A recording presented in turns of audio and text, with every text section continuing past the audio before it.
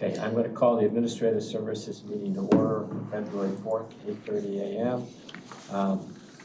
Do roll call. Terry? Here, yes. Paul? Here. Ann? Here. And I'm here. We have a quorum. Matt Motion Kunkel to- has asked to be let into the meeting, and the reason is medical. He's at a doctor's office. So, Motion we to have a allow motion? Mr. Second. Kunkel based on that. Oh, you have a question? Let's make the motion Second. first. You made the second, motion. yes, okay. She's second. Second. Any other questions or concerns about it? All those in favor say aye. Aye. Any opposed? Matt, welcome in. Thank you. Then we now have 5 of us here. John Collins did send an email saying he would not be here today. I've not heard from Eric. Minutes for approval. Can I have a motion to approve the minutes of January 13th? By Paul, is there a second by Terry? Any changes or corrections to the minutes from the January 13th meeting? Not seeing any. Any from you, Matt? No. Okay. In that case, we'll go to a vote. All those in favor of approving the minutes as written, say aye. Aye. Any opposed? Any opposed? Okay, so those are approved. Public comment, anything? We have none? Let's call. Alex? Okay, no public comment. Member comments. What do you guys have?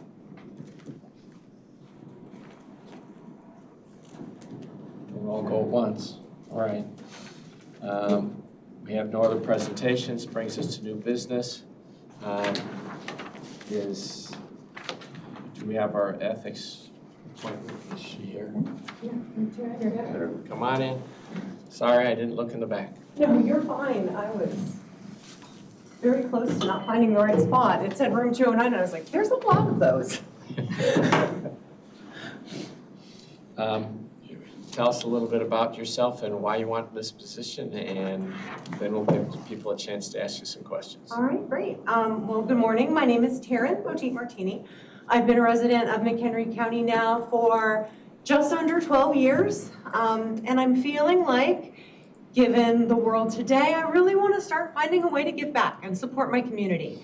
The Ethics Commission speaks to me directly just because it engenders trust. There is transparency and neutrality. Just the way that you work to support the community in general kind of lights a fire within me as far as where my passions lie. So that's kind of why I'm here, in hopes that I can bring something to the table that will help you all as well. Questions of board members? Saltoff. Probably, yes, I guess it is a question. The Ethics Commission only meets periodically whenever there is a complaint. And so I'm assuming your schedule will allow you to participate whenever that call comes. Yes, the joy of the full-time job I have is I have unlimited PTO, and I can take it at any time. My manager is amazing as far as if I ask for it, I usually get it. There's never been a time she said no to me, so I do not anticipate any problems. That's wonderful to hear. Thank you. Thank you. Any other questions? Yes, hi. How did you hear about the, yes, I'm Terry Greeno. Hi, Terry. Hi there. How did you hear about the opening on the Ethics Commission? Will you all believe Facebook? I follow McHenry County on Facebook, and I saw a post that there were board positions open, so I went and did, a little bit of review and thought, I could do this. So Okay. that's how I'm here. Any more? Good morning. Good morning. Oh, was that Go it? ahead, Sorry. Paul. Oh, you go right ahead.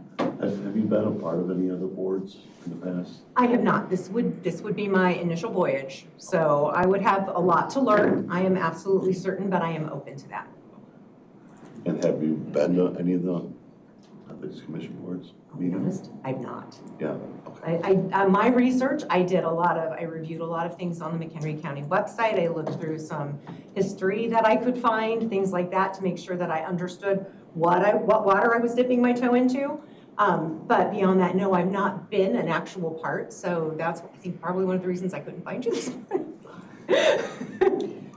But how wonderful to have kind of a new set of eyes without any prior perception of ethics and the people that might file the complaint against someone. So actually, that's nice to know that, you know, we have new people who join our community and want to be engaged and have, again, a new set of eyes who can see things that we become accustomed to. So, yeah. Even if it's to find the room. There you go. Learning all the time. Matt, do you have any? No, I'm good, thank you. Okay, I just have one question. sure, go right ahead. Are they, are the board meetings, are they actually videotaped like how we are today? Well, Or right now they're in training. I don't know if they videotape the training sessions. I don't think so. But what you will have for meetings, so you know, is that you're gonna have some training meetings where they just try to keep you up to date, so that you have an idea what might be coming someday. You know, it's in everybody's interest to have a board that actually knows what they're doing. That was actually going to be one of my questions, was what kind of training could I expect? They do training exercises. I can't say that I know all the details about the training exercises, but I know the state's attorney's office is involved and they try to walk you through, you know, what could come.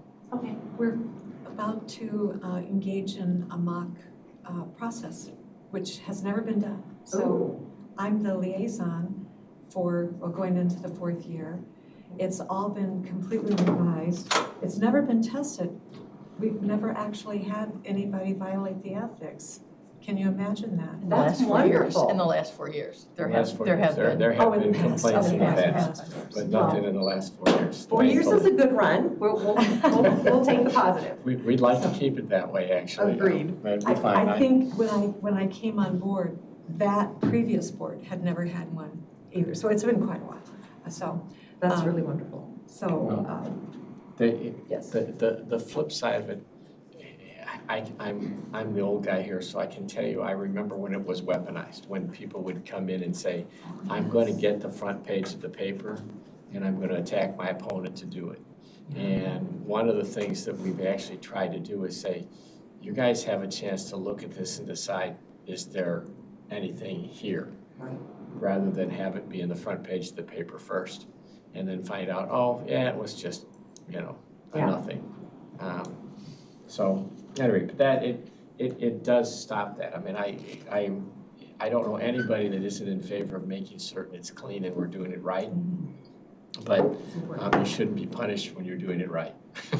I completely agree, right? Like you're following the process, you're letting the facts tell the story. Yeah. So, at any rate, any other questions? Carolyn, Yeah, so ask away. I'm on the county board as well, but I do not sit on this committee, that's why I'm kind of just observing, but I appreciate you coming in and to reiterate, Member Altoff, I think it's wonderful that we get new people and you've been here 12 years, but you're really engaged, so I'm trying to be. So that's wonderful. Want to be. thank you. Thank you. Any other questions? Okay. You're welcome to stay or go. It's up to you what your schedule impends. I'm going to stay. We're finished I with this took it part, out. yes? Yeah, and I'll clarify, we just make a recommendation to the full board. So Okay. this committee will deliberate all of the candidates and determine which one of you is the best. Okay. And then we'll make a Since there's recommendation. only one of you. Well, one of you. Okay. And then we make that recommendation to the full board. So at the next county board member, that is when the official appointment comes into play. Okay. Sounds great. Well, thank you all very much for your time. Thank you Thank for you. coming in. Gets us to 6.2. Somebody want to make a motion? Terry, do you want to do that? So you're hired chair. Let's see. It's the recommendation.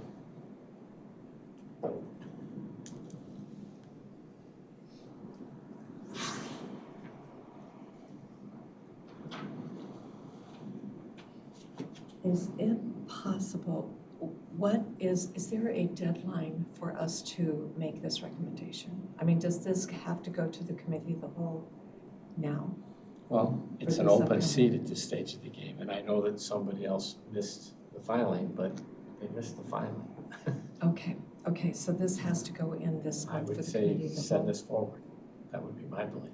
Okay, and then the committee in whole will have that The decision. committee of the whole can decide what they want to do. Okay, and so I would recommend that we send it forward. We have some time.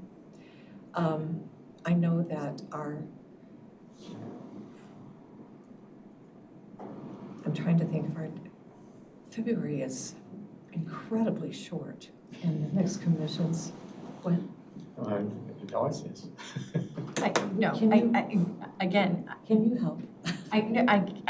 my question is, what are we trying to accomplish? We have a vacancy, you're in the midst of training, you're gonna have a mock trial, we have a candidate who met the deadlines, who met the specifications, what are we waiting for? Exactly. So if And that was your.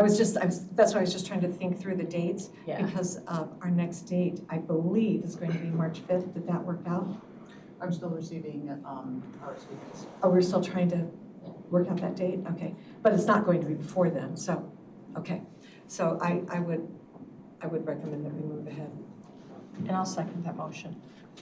Just moving ahead, appointing Taryn. Yes. Okay, I just wanted to clarify that. Okay, so I got a motion and a second to approve Taryn Poteet-Martini as the next Ethics Commissioner for a term that would expire on February 1st, 2028.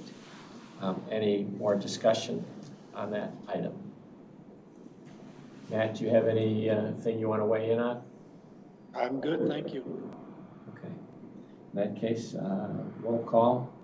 Paul? Yes. Pam? Yes? Terry? Yes. Matt? Yes, And I'll vote yes, and that's the recommendation we'll bring forward.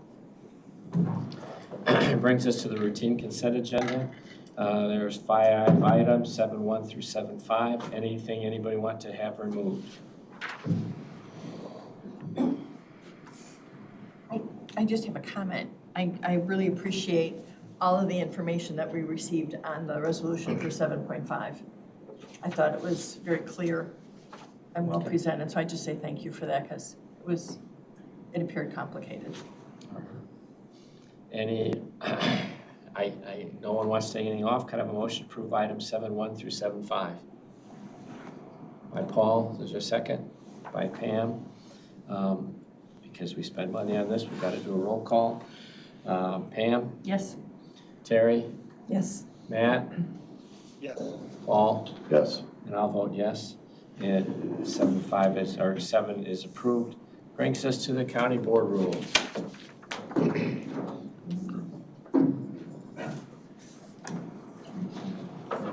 Right there. Let Scott and these guys get up here and then we'll. Okay. Second. Are you recognizing me? I will, and as soon as they get up here. All right. Well, good morning. I'm Scott Hartman, County Administrator. Joining me is? Alicia Schuler, Deputy County Administrator. Okay.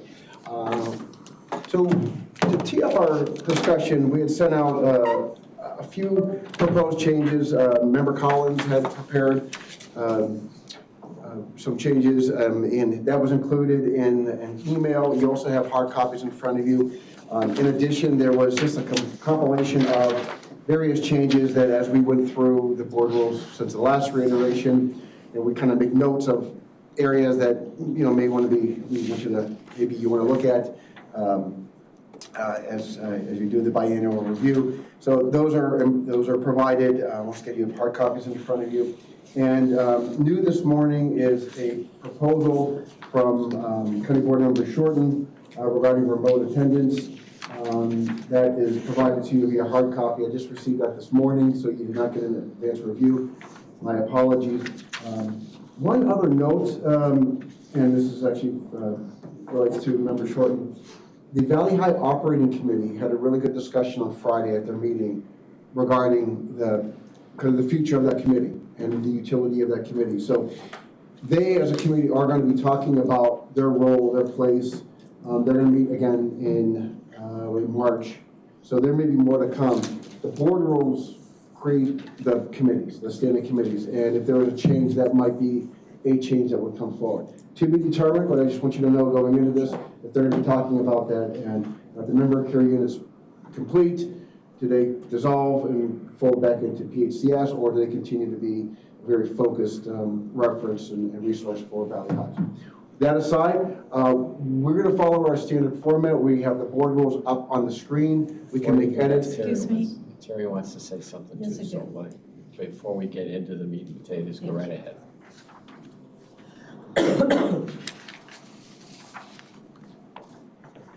Careful, stop.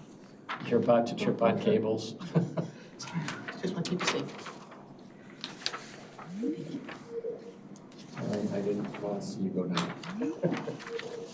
Yeah.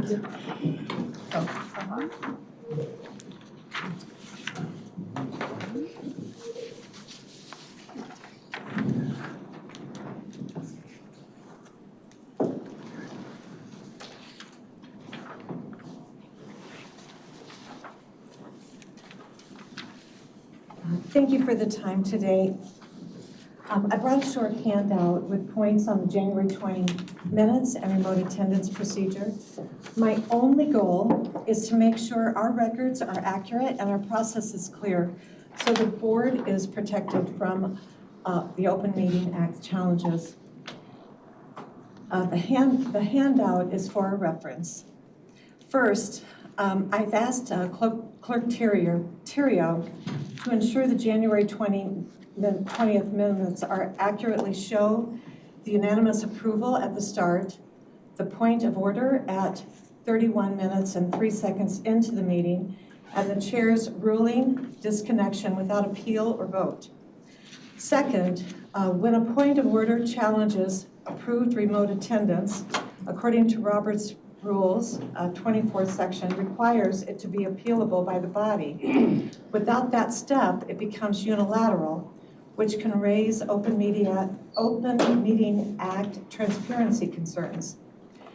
We don't have a board parliamentarian for real-time advice. The state's attorney input is only through the chair. That limited our options January 20th. Several board members are studying Robert's Rules of Order now, but state's attorney's guidance would be helpful in the meantime. I'm requesting this committee to ask the state's attorney for advisory input on emergency interpretation. Let me give you a copy of this. I'm requesting the committee to ask the state's attorney for advisory input on emergency interpretation and appeal rights before finalizing rule changes.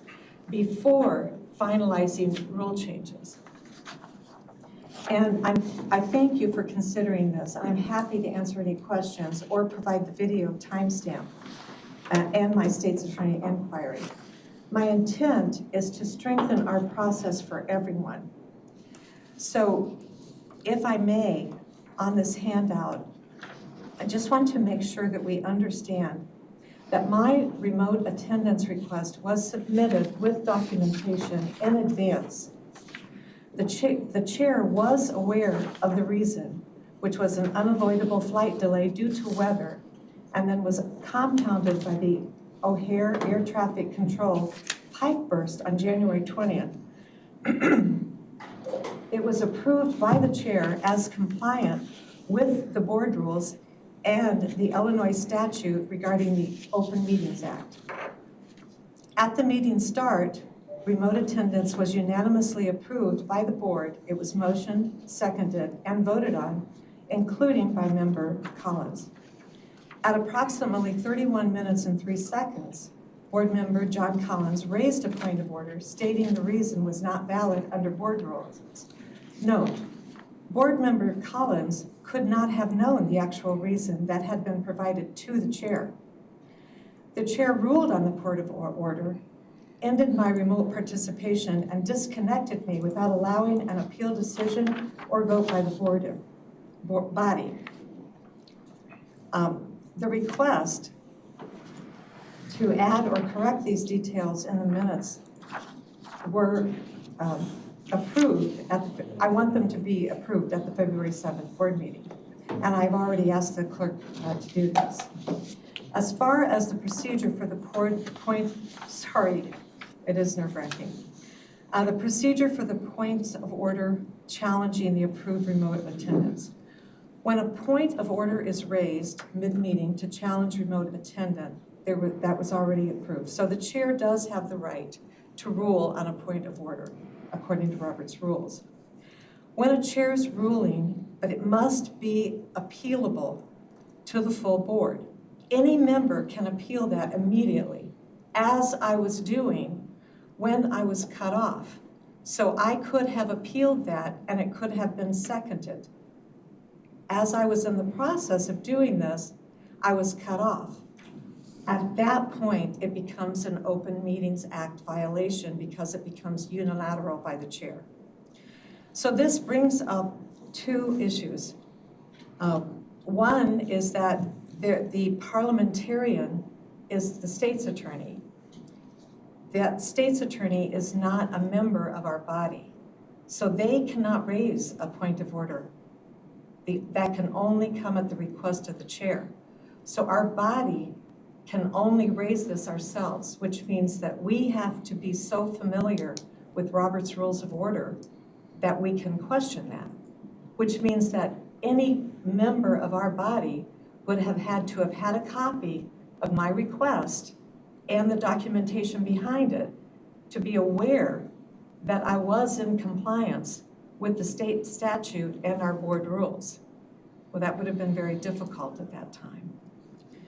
So this is our procedural gap. And then I cannot request a review by the state's attorney's office. That can only come from our chair, which I requested the chair to do, or it can come from our administrator, Scott, which I requested to do, and I was denied in both cases, or it can come from this committee, which I am requesting, and I'm requesting it so that we have correct process and that we can receive a determination on, was this process correct? Our chair knew the reason for the request. Our request was in compliance with the state rules. And looking at the statute change, which we did in July 16th of 2024, I serve on this committee. I was a part of our revision of our rules. I am familiar with the Open Meetings Act and what that rule says. And the rule says emergency. So our state's attorney can determine, is a weather-related flight delay an emergency? So my original return was to be at 4 p.m. I have my ticket that showed that was my return. There was no intention for me to be delayed beyond that. Someone could be going to pick up a delivery, just a normal day, for whatever reason. And there could be a mass accident on a road and you could be delayed and you would have to exit. But and it says in the statute that it is for the good judgment of the body to determine what is emergency on a case-by-case basis. So this is something that our board needs to decide, and then how tight we want to make it. This is something that I would like for us to have a determination on before we start changing our rules. And I think that that would be wise. I think that that's our intention here. And the other thing was, I was very open about where I was going. I had no control over the weather. You all lived through it. I had no control over a broken pipe in the tower at O'Hare, and it was certainly all over the news about the 900 flight delays.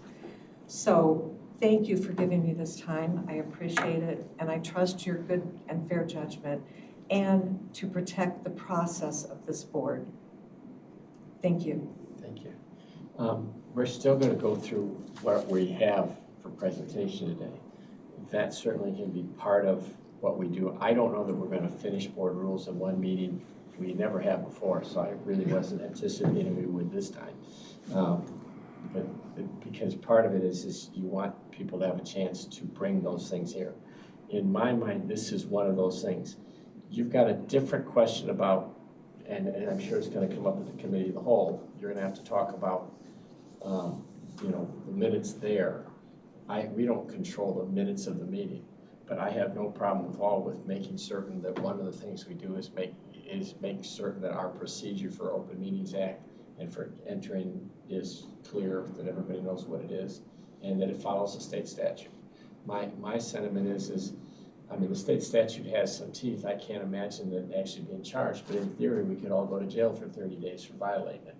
I mean, it Well, might we be fun, we could couldn't play cards all. for a long time, but, you know, yeah, they'd have to schedule it out and station it out so we wouldn't violate the Open Meetings Act while we're in jail, but at any rate, that's it does have teeth of 30 days. I don't want to violate it, I don't think anybody here does either. And it's a Class C. And I think honestly, part of it is the interpretation of the statute and the interpretation of emergency and the interpretation of, right? Everybody has a little, maybe a different perspective of what that entails. And so perhaps what we need to do is we move forward at whatever the chair's decision is and how quickly and how rapidly we move forward with the board. We invite the state's attorney's office to attend one of our meetings to go over and specify to all of us what the Open Meetings Act and how that melds in with our boards and provide specificity with regard to process and interpretation. I'm not an attorney. This is not, it's like, constitutional attorneys are different than attorneys, are they not? I mean, they specialize. So I don't even want to indicate that I understand all of the nuances. So that would be a recommendation, Terry, to maybe get better clarification on exactly, what that process should be, and then to allow the committee to consider that. Sure. I don't know if it's ever come up, but is it a concern of the board that the parliamentarian works at the direction of the chair, and that the board, for example, we have to go through a committee to get input from the state's attorney or a parliamentarian? I think there's two different issues here. Mm-hmm. Parliamentary procedure at a meeting has always been thrown to the state's attorney's office to give us on the cuff stuff. Only through the chair.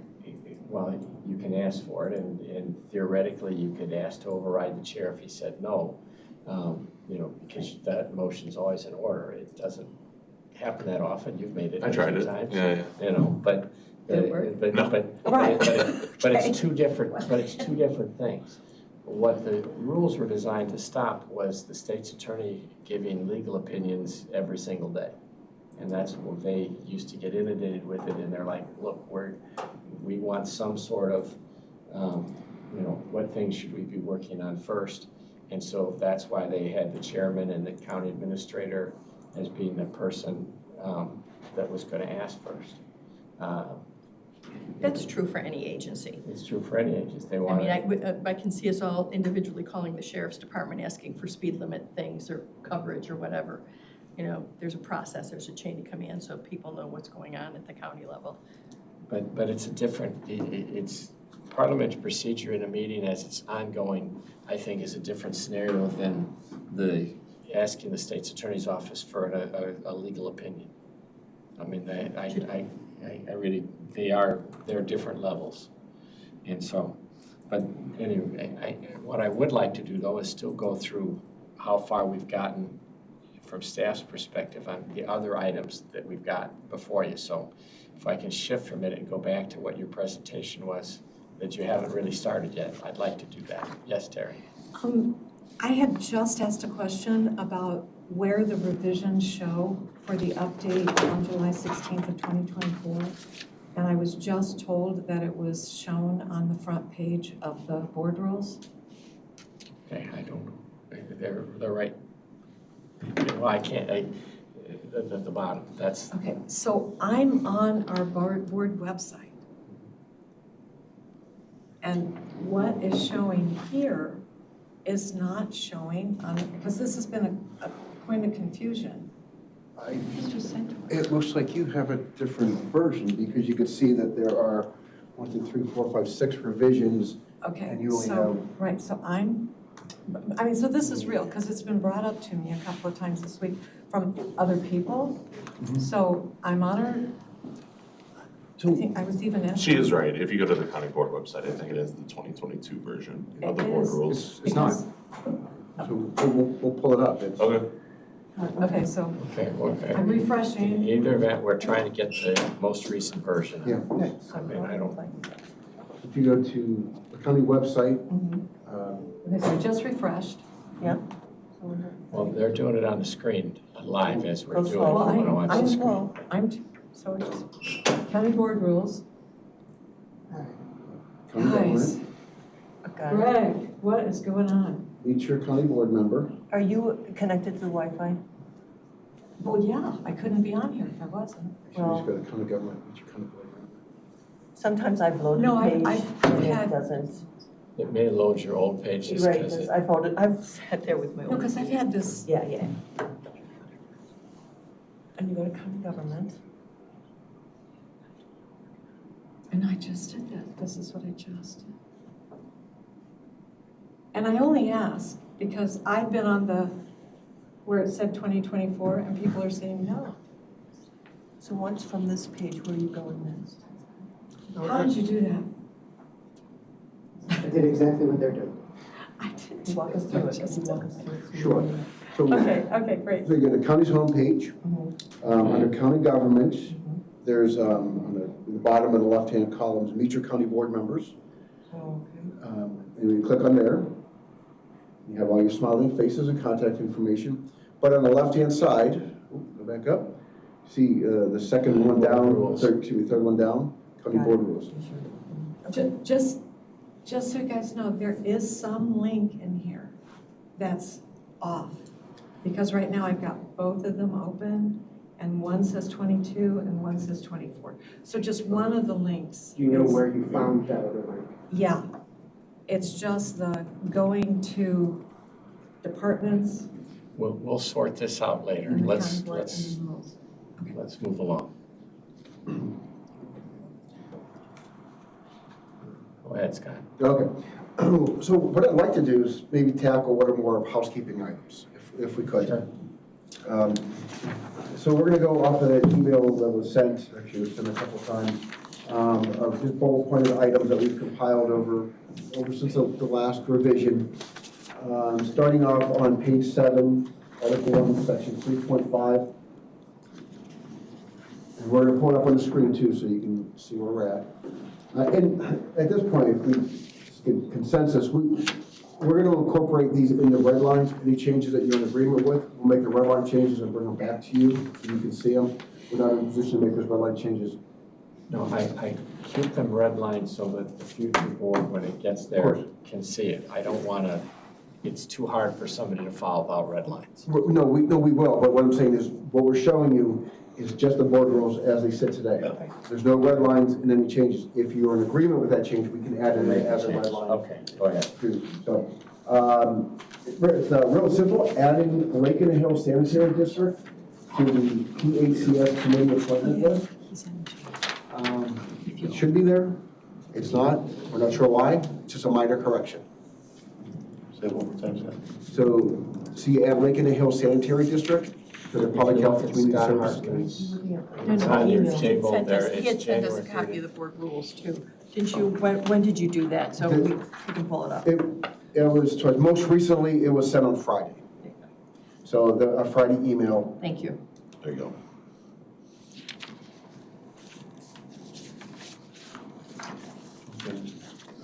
And so that's like a simple housekeeping change. Like I said, it was an omission. We're not sure why, but we'd like to correct it. So if that's acceptable, we can move on. Okay. That was the new legislation that gave us the appointment, yes? No? It was existing. I mean, for whatever reason, For it, years, we just never wrote it Never down. wrote it down. yeah, or maybe it wasn't a previous version and fell off. We just want to just make that minor correction. Okay. Moving on to Article 2, Section 4 on page 14. This is something that's come up, and I'll just bring it up for discussion. Once again, you We're can, going to keep it, Scott. what's that? We're going to keep it because it's our chance to change it. Yeah. Okay, adopt the agenda? Exactly. Okay. If there's something on there we don't want, we can take it off. The chairman sets the agenda, but ultimately the board's who adopts it or doesn't adopt it. Fair enough. Discussed, deliberated, ended. We move on. Okay. I'm not giving that much power away. Okay. Moving to Article 2, Section 5, pages 15 to 17. So this is, I think, one of the things that has not been very clear. We're talking about a lot of Robert Rules issues. And this has come up, as you know, even recently. So the motion to reconsider in Robert's Rules conflicts with OMA because it doesn't appear on the next agenda. And so if you make a motion to consider at the next county board meeting for a previous action, you can't consider it because under Open Meetings Act, it has to be on the agenda. And the agenda has to be posted in 48 hours prior to the meeting. So, you know, is there, I'm just going to leave it as a question to this committee. Do we need to clarify how that process works? Mind you, Open Meetings Act is compelling. It is going to govern.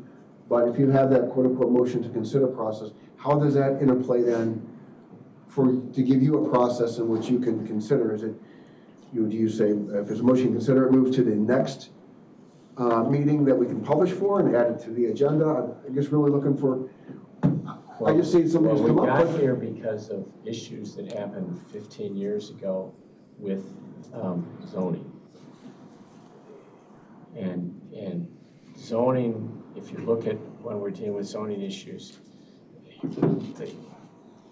so the issue became, can you change the zone? You just had a public meeting and you voted to approve a solar farm, whatever the issue was, okay? Can you change it in the next meeting? And what they found is that it was considered unfair to go, you just gave somebody the right to do something on the property. They just spent the last month, they may have bought the property, they may have done other things in order to go forward, and now you're pulling the rug out from underneath them. And that's why the zoning part was, you vote zoning, you can change it that night, but you can't change it to the next meeting. Not without going back through the whole zoning process again. When you grant zoning, you granted property rights to somebody. You don't get to take them back. That's that whole eminent domain stuff. If you want to take them back, you got to do it that night and reconsider that motion or that thing that night. That's not necessarily the same for other items, but when you award a contract, you probably have the same kind of troubles.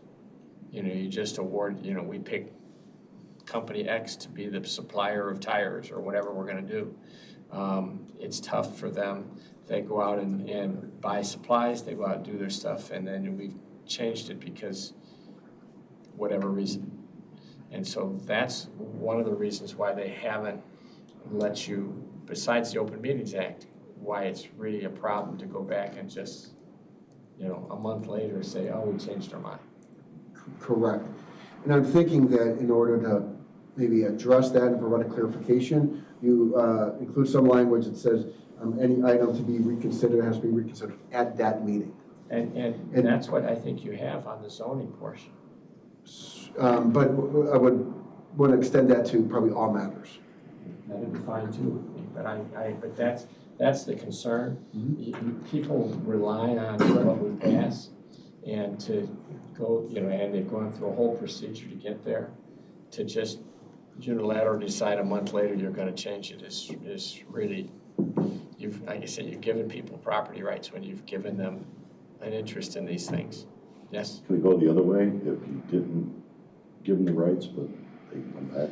You could, but there'd be no lawsuit then, right? Yeah, there probably wouldn't be a lawsuit over that way. But I think there's a process to come back, isn't there? I mean, yeah. Well, no, there's really not. For zoning, no? For zoning, you got to go back through the whole thing. That's what I mean. Whether There's it's a denied or process. approved. If it's denied or approved, after that meeting, you're going back. Because Where again, when you what? change zoning, you're telling the neighbors, you're having a hearing, you're doing all these things that tell people what's going on. And now you've just skipped through that process and said, I'm going to grant somebody zoning. And that's, I would not want to be explaining why we skipped the process the second time. And what I'm saying is that. I'm with you. Yeah.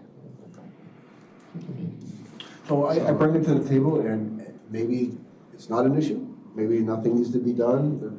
I think it needs to be explained, but I don't know that I don't think we can change it. I think we're really playing with fire to take somebody's rights away after we granted them. But I like the idea of specifying at that meeting. I don't think that that's a bad thing, particularly as we have, again, you know, individuals who join the board and don't necessarily have that process. We did talk about that the last time we amended the board rules. It's also a document as a guideline for new members. So I would think it's an excellent addition. Yeah. You want to change something, change it right then. That's- And Robert's rules does apply in that situation because you'd have to be on the prevailing side to make that motion to reconsider. Right. So if it failed, you'd have to be one of the ones that said no. If it approved, you'd have to be one of the ones that said yes. Yeah. And I think that the disconnect with Robert's rules to the county board rules and more particularly OMA is the fact that if you reconsider an item at the next meeting, you're in violation of OMA if it's not on the agenda. So, I appreciate the support for clarifying that it has to be done at that meeting. Yeah. And we can make some very simple language if that's sounds acceptable to the Or county. alternative, I mean, I don't care either way. Like, I think having it that meeting or not, you know, I don't feel strongly one way or the other, but, you know, alternatively, it could just be, if you're able to make that motion, that, you know, you email the county administrator 10 days in advance or something like that in order to put it on the county board agenda. Like I said, that would be another option.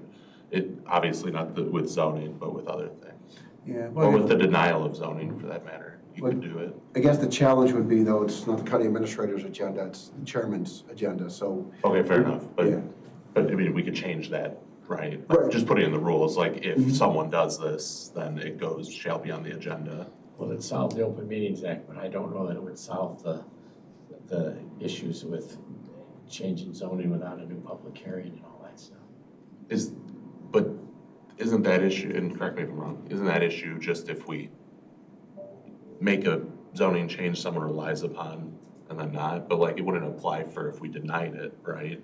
And then Suppose wanted to tonight. reconsider Well, it. the issue's gonna be if you're the neighbor who was fighting hard to not. Fair enough, approve. fair enough. Really, yeah. Sorry. And I'm afraid You know of what, fair that. enough, fair enough. It got denied because there was two sides. Right. I mean, you know, I can't remember a time when we turned somebody's zoning down where there wasn't somebody objecting. Right. I mean, I just don't do that. That's Carolyn. Just can I ask for clarification, because we keep going back to the zoning as part of that discussion, but are you trying to do it beyond zoning? Like, Well, we have a lot of things that we pass, so. That's what I was. To reconsider could be for anything, and then are we opening up ourselves to say, we're gonna go through all this work, and then at the next meeting, we could start to reconsider things? Are you thinking of specific things? Well, that's technically, right, what the rules say we do now. Scott points out, which I think he's right, is that violates the open meetings. Right, no, right, but you're talking about, should we be able to do something to allow for that to happen outside of zoning? That's what I'm asking for the clarification on, is that what you're trying to do? Correct. Like, that would be one process, like, if you were able to make that motion, just so we're able to put it on the agenda. So if you vote yes, and you wanna switch, it passes, and you wanna switch to vote no, you can go, you know, reach out, or you could even change it to like, you know, 5 people or 3 members who are on the prevailing side. But they email the chairman or whoever it is, and then that's what puts it, you know, X amount of days before in order to comply with the Open Meetings Act, and that way you'd be able to reconsider.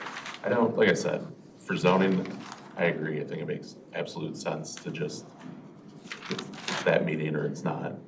For everything else, I don't feel strongly one way or the other, but that would be one thing you could do if you guys wanted to keep it.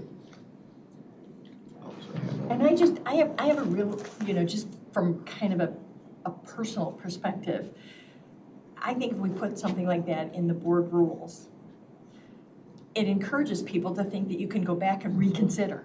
And I find that from a government perspective horrific, right? People don't trust government enough as it is. We make decisions and, ooh, we're gonna change our mind in 10 days or 2 days.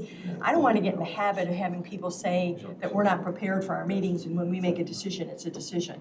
Those should be really unusual circumstances where you wanna reconsider something. So I'm just saying I have an issue of finding a process that someone might rely on, and then we get into this habit of reconsidering decisions we've made. And I think that that's a bad reflection out in the public. I mean, fair enough. I mean, to be fair, we could do it anyway, right? We could just propose a new resolution for the next meeting But and that again, undoes it, so. It should be unusual, and it doesn't mean you can't do it. I just have an issue with including it and saying it's possible and then having people rely on that. Yeah, I just, it's. I don't disagree, and I don't think the motions to reconsider at the next meeting happens very often. No, it doesn't. Or I don't think it's been attempted very often, but it Doesn't mean new was people just an won't. option Yeah, I know. I to understand. clean it up, Just me. So CBD. we're gonna encourage language, we're gonna put language in that says motions to reconsider should be done at the same meeting if they're going to be done at the same meeting the original item was up. And I mean, I think that's fine. Can you say what you, so if you vote yes, all right, so under That part parliamentary of it. procedure, Win wins. you're not allowed to, if you vote, the only persons that can reconsider are on the prevailing side.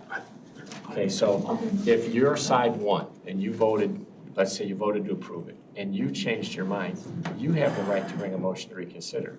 If you lost, you don't have the right to bring a motion to reconsider because you already lost. But if you were a no and the noes prevailed, I can then yes. reconsider it and then. It depends on, yeah, right. And because otherwise, you literally, theoretically, you could have two people motion and second 20 times in a row, and it's like, no, we're not. You've gotta, it's gotta be an indication that there's gonna be a change in the result, is really what you're doing. Okay, And that makes sense. Sorry, go Go ahead. ahead, Taryn. But that is the intent of Robert's rules, that it's done immediately in the same. Absolutely. I guess my really only big fear would be with the solar stuff if it fails. And maybe there's a member missing or something like that. There's no motion to reconsider at that point. Are we opening up ourselves to, do we have an escape valve by allowing it at the next meeting to switch it to a yes? I wouldn't do it that way. No, If that's the settlement of the lawsuit, you can bring it then. Okay. I mean, but you're gonna have a lawsuit on some of those anyway, and then we can decide how we would, whether we settle the case. Okay. But that's a settlement of a lawsuit, we're approving a settlement, it's not, I understand. it's a different mess. But we've done that before when something was voted down and we reconsidered within that same meeting. Same meeting's zoning, fine. So it was so much like- Same meeting, it's not an issue. Right. So it was done within that same meeting, following what you're trying to do here. No, for sure. I guess I'm just saying, what happens if there's 3 members missing that day? And it's not reconsidered? Yeah. And then well, but those 3 members would have switched the vote. But that's fine. Like I said, that's fine.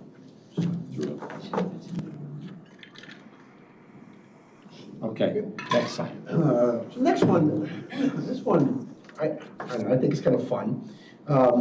There's the process for a committee to postpone a matter indefinitely. So basically, and I'll use administrative services, for example. If any one of the 5 agenda items that you vote on, if the committee said, we don't want to do this, we never want to consider this, postpone indefinitely. So basically, you're kind of trying to, you kill it, right, at the committee level. However, that same item is going to appear likely on tomorrow's Finance and Audit Committee agenda. So if you postpone indefinitely an item here, Finance and Audit, it's still on their agenda. What happens to it? And then does it still flow to the county board, to the committee of the whole? And so really, I'm just looking. Reverse it, it's the same thing. If finance says the other. I think if it goes through a committee and the committee approves it, it only needs to go through one. Yes. So I agree. That I agree with. That, If somebody else, if 7 people on another committee or whatever decide they want to, they have the right to put something forward just as we do. okay. Sure. As a matter of fact, hasn't that been happening? It's happened with several Finance times. Committee? Yeah, That's why it's happened several Yeah, times. one committee shuts it down, they just kick it to Finance and push it through, so. That has happened. Well, I guess my question is, can we change the rules, or is there any openness to just having it go through one committee? It makes, I think we'll go through finance because it's all financial. all right, fair enough, but other than that, because I've seen it before, right, where it's like public health, admin, finance. So there, It's a lot most, of times you do that so that everybody has a chance to weigh in. I before it understand, gets I understand, but then if it doesn't pass out of one, it does pass in the other. there. Then you end up on unfinished business and you guys talk about it. And then it goes to the full committee and everybody can have their say. I actually like it. Okay, okay. so. I don't feel strongly, it was something I had thought about, so. We try to employ the two-committee process for most items. Most items deal with money, so they follow the finance and audit, so you have your liaison committee and a finance and audit, but often we like the two-committee structure, two-committee steps, because it does give good cross-sectional review. In the case of personnel matters, except for Valley High, they'll go through three committees. So let's say if it's Sheriff's Office, for example, it goes through Law and Government, then it comes to Administrative Services because you deal with personnel, and then if there's usually a money component, then it might go to Finance and Audit, or will go to Finance and Audit. So that's an exception where you go through three committees, but we typically just, even if it's a mundane matter, if we can find a path for two, we like to have two committees. And, you know, this is why it should work. Doesn't always, but it should. If the chairman of finance will watch Law and Government, and if there's a financial issue, and he will call and say, you know, why did this happen the way it is? That surprised me. Or why did, you know, if it's a negative, why did they vote? That No, does and then, happen often. you know, and Where he polls it then. No, and then, or he'll explain, right? And I'm just saying it happens because I think we've established that. I would just say in the future, if you are a chair, that should be something that you promote, so that at least if it goes to the other committee, there's background of why the conversation or the discussion went in this way that can be given to the members of that committee as well. I mean, that's kind of sort of the way it's supposed to work. I agree. I mean, I didn't even go so far as to say, you know, if it's going through admin or public health and it's, you know, not like a pressing urgent issue and it gets postponed or whatever, that the finance chair should poll it, right? Unless it's like an immediate urgent nature, but. And I like the fact that if you've gone through two committees or three committees, everybody's had a chance to see it, and everybody's had a chance to have an input in it. I mean, I never sat down and looked and said, is there any place we could get three committees that doesn't have all board members in it? I suppose, but there's not going to be many missing. And it makes it much easier when you get to committee of the whole because you've had your questions answered or at least aired. And you know, yes. And that again, just something for you guys to consider, not to discuss necessarily right now with the board rules, but there was discussion about the importance maybe of having the finance committee chair or the vice chair at administrative services. That would be a natural progression and inclusion so that there is that representation of both of those committees that deal with operations.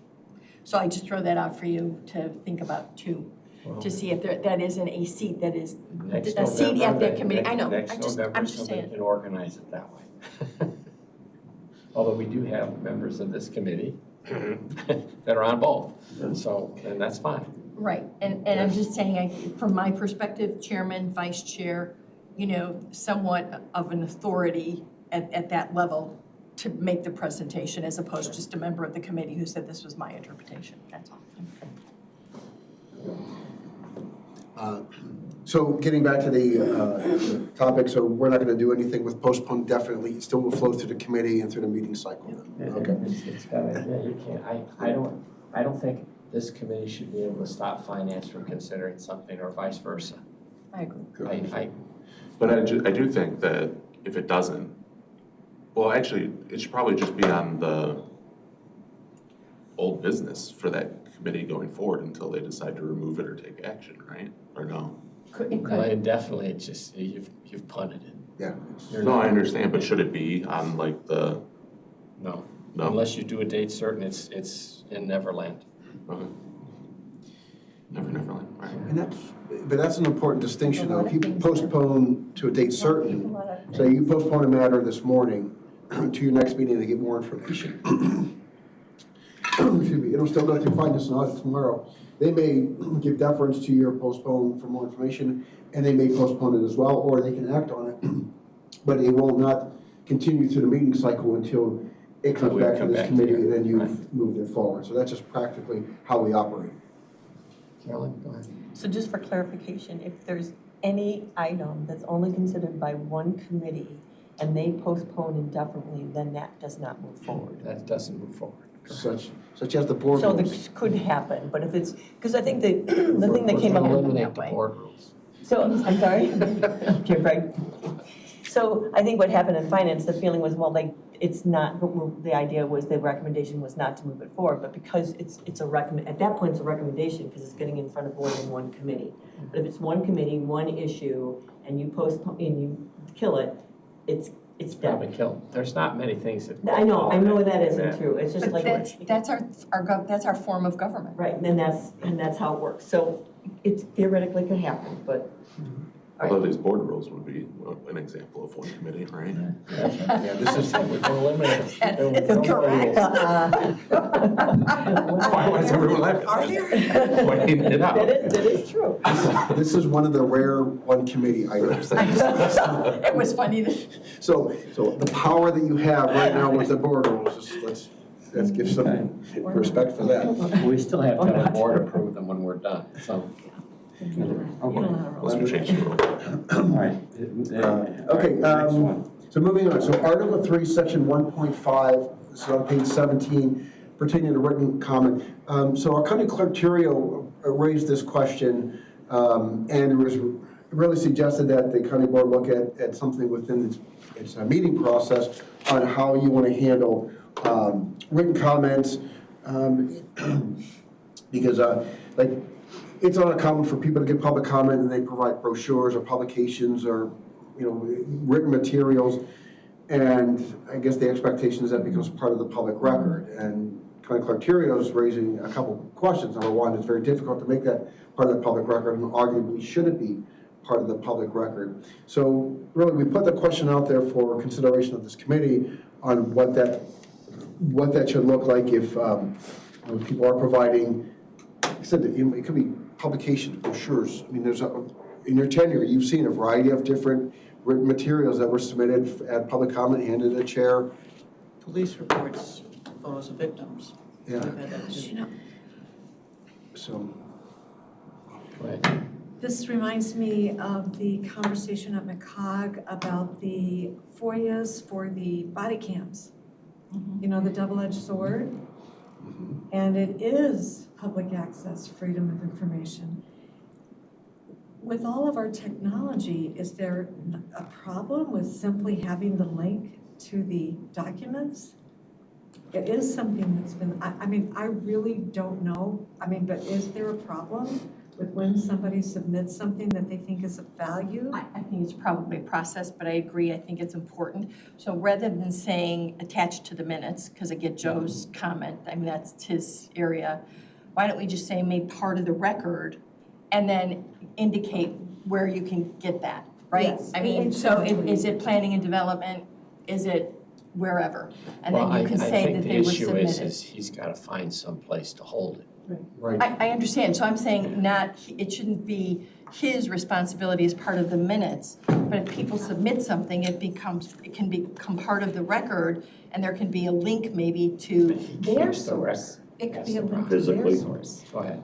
Excuse me, there are some other issues with this too. So with the new ADA accessibility guidelines that are coming up, if we have virtual items on there, if you had, for example, a long document, it would require some remediation to be accessible. That's just one issue. I never thought of that. Yeah, and again, there is a cost associated with that. The other issues are, what if it's an unfettered right, what if we've had an individual come in with photos of a crime scene, for example, don't know how they got them, but that individual wanted to distribute it to the entire county board, put on the record. again, there's some issues with confidentiality of victims. Again, I have no idea how that individual did it, but do you want that on your record? And even from a more of a practical standpoint or a logistical standpoint, I get public comment, I say, I would like this submitted to public record. It's not an electronic document. It's not something that's easily converted into an electronic document. There's time it would take to convert this electronically, but I'm giving you a physical hard copy. What do we do with that? And that's really, I think, part of the challenge too. Is like, And what if there is information that, in FOIA, for example, has a lot of exceptions to what can be publicly disclosed, for example, people's social security numbers, private information. Again, there's a lot of different pieces for redaction that goes along with that. So again, I feel, I mean, if somebody has something to say to the public, we have 3 minutes, you know, from a staff perspective at least, that might be the best way to do it. Is there any like legal requirement for this under FOIA or Open Meetings Act or anything else? Do we have I to would keep? be Do we have to keep it, I guess is my question. I'd be happy to look into that. That's what I was gonna ask. Can we ask the state's attorney and can we do a deeper dive on what's really required legally? And then if it's Before we not, decide what we're actually gonna do. right, and can we somehow, whatever that is, incorporate that into the explanation about 3 minutes and we're not accepting it, that, I mean, whatever that ends up being, but I agree. Well, I you think know, we need somebody more comes in info. and brings a petition and it has, 300 signatures on it. I mean, you're not gonna accept that? I mean, No, let's figure it out. This is a deeper conversation than we're No, I prepared to agree. have at this point. I I'm just agree. saying. There might be things that think you there should accept, be- might be things you don't. Yeah, I think there should be an avenue to make it part of the public record, but I think I agree. step one for me is just what is legally required, and then we can figure out And then how what we want from there. Right, and how we make that clear to the public of what's acceptable and what is not acceptable. I concur. you can take a petition with 300 signatures and you can say, I've received a petition, it says, and you could literally read we are opposed to blank, blank, whatever it is, and here's 300 signatures. You now know what's there. You may not know the 300 signatures, but you now know what's there, and the But- record would reflect what's there. But the question is, do we keep it? And if we keep it, do people have a FOIA ability to find out who's on it and addresses and names, et cetera? And It do we goes keep deeper. it on the website, or do we keep it in other places? I don't know. It I don't could know just the live as a answer. physical document in county administration potentially too. Deeper Where it's dive. accessible, but not on for public. Okay. all So we right, have follow all up the with work. state's attorney on that. Okay. Appreciate that. Article 3, Section 4.11, page 21, to clarify the budget review process. This is an interesting one, and we've seen this come up over the past. The budget is exempt from the 30-day review process, but under state statute, the way it works is the budget is presented, put on the table, if you will, and then it basically can't be touched for really what amounts to 15 days before any changes can be made to it. And really, I'm asking that that process be clarified because it's not a 30-day process, but it is exempt. Well, it's a 15-day process, and we have 28 days usually approximately between meetings, so. Yeah. So really, I think It's the the next first, meeting. yeah, it maybe just clarify that it is a 15-day process. It's presented for review, can't be changed for 15 days.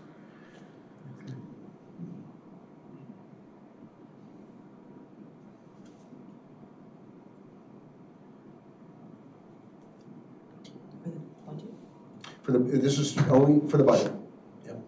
Everything else is on 30 days. Yeah. For So would it be, ordinances. what would be the possibility of it being changed after 15 days? You'd have to call a special meeting. Exactly. No, but after 15 days, you go to then it goes to the board for a vote. You got 15 days where it's just, No, I understand that, 26. but since we don't, because like to your point, we're 28 days out. So I guess the clarification is just that if we wanted to, after 15 days, call a special meeting to change. no, it would be the time you can make the changes is when you next consider it, after you've had 15 days delay. No, I understand that. Which could be a special meeting. It could be, it doesn't have to be. Correct. The No, regular- But the only way you would, yeah, okay, I'm splitting hairs, but yes. I think we right? Yes, thank We're- you. all right. Okay. I think we're all on the same page, actually. Okay. We'll develop some language just to clarify that process, and you'll see that the next go around. Okay. All right. The last housekeeping item we have is, and this has come up through the discussions, is adding basically a new section under Article 4, a new Section 3 on page 24, your procedures for selecting a county administrator and negotiating a corresponding employment contract. We have no language proposed. This is something that would obviously be a mechanism for the committee to decide and to recommend. I have, under my county administrator goals, committed to bringing this forward for discussion, and I will check this off my goals.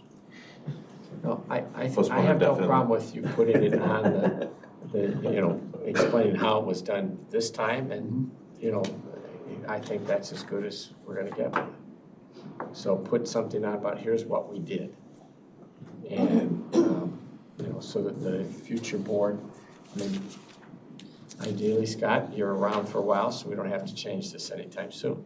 But I do think it is worthwhile to say, this is how the process is handled this time. I mean, in Peter Austin's case, it was 20 years between times. And so there aren't a lot, there's no one here from 20 years ago. You have to, so I think it's helpful to at least say, here's what we did. So we can memorialize this most recent process into the board rules, and that way you'll have it. That would be my suggestion. If somebody wants to change that or do something, now's a fine time to talk about it because it's not a pressing issue today.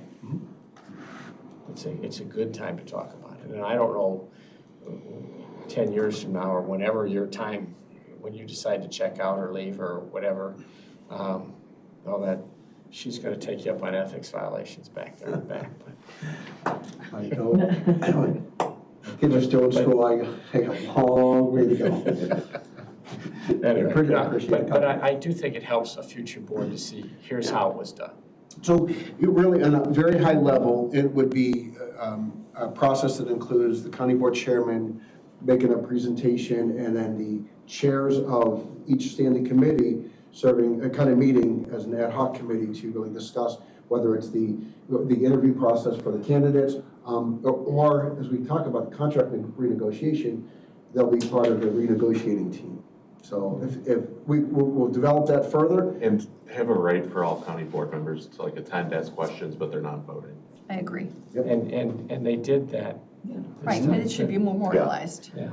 I think personally that your process worked fantastic. I bet. Why is that?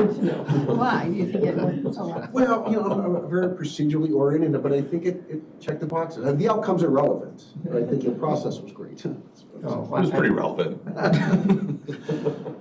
No, but I do think it does help the future board. It does. That someone could say, this is what was done. We had a lot of questions with Peter Austin, right? Yeah, we did. How he got to where he got to. And I just think it makes sense to do that for the future boards, whatever they're at. It doesn't mean they're bound by it. They could do something different next time, but at least they can say, here's what happened then, and, when they decided that we made a bad choice, then they'll do it differently. Understood.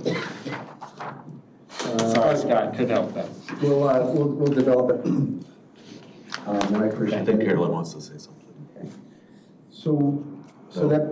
No, does that wrap it up for the board, your Oh, recommendation? there's two other sheets here. Yeah, but now we have. Because I just wanted to add something in, it's just something I've thought about, so when we're all done, I know. Go ahead. Well, no, it's about to add in or something, and we should get through everything you have first, and then I can. Well, these are other board members that have suggested these. And you're here. And so you're go here, ahead. so Right. go right ahead. You're here. I didn't want to derail anything. I think one of the things I wanted to talk about, if you go back up to page 17, it talks about board appointments. It doesn't really get real involved in it. But I think, and I know every committee has tried different things over time for the appointment selection process. Do we have questions? Do we do what? But I just, and you've done, I think I know on PED, we did gap analysis and you had provided us with questions. And I'm wondering if there isn't some way to kind of have some guidelines that each committee follows when they go through the appointment process. I know Chairman Buehler's brought forward with if somebody has been on the board for a while and it makes sense to have them go continue on, maybe he'll decide that that's what he wants to do rather than open up the process. Right, if we know we're gonna select, if we feel like we're gonna select them anyway, you know, whatever. And that's for discussion. I know that's, I'm not trying to weigh in on that at all. It's really more that I think what can happen without at least some kind of guidelines and structure, we can give off the impression we have a predetermined outcome if we're not, and I'm kind of going back a little bit to the mental health board, and not in a critical way. It's just because I think some people might have made their decision without actually expressing it, or maybe had already run through the reasons for each things that they were doing. But I just want to make sure that when somebody comes to interview, they feel that they were considered. So maybe it might be, let's make sure that we're ranking them, or make sure that we're talking about every single applicant, and that it's not. I don't know how you make that happen, Carolyn. My only comment is I know what you're trying to do. I don't know how you write that as a rule.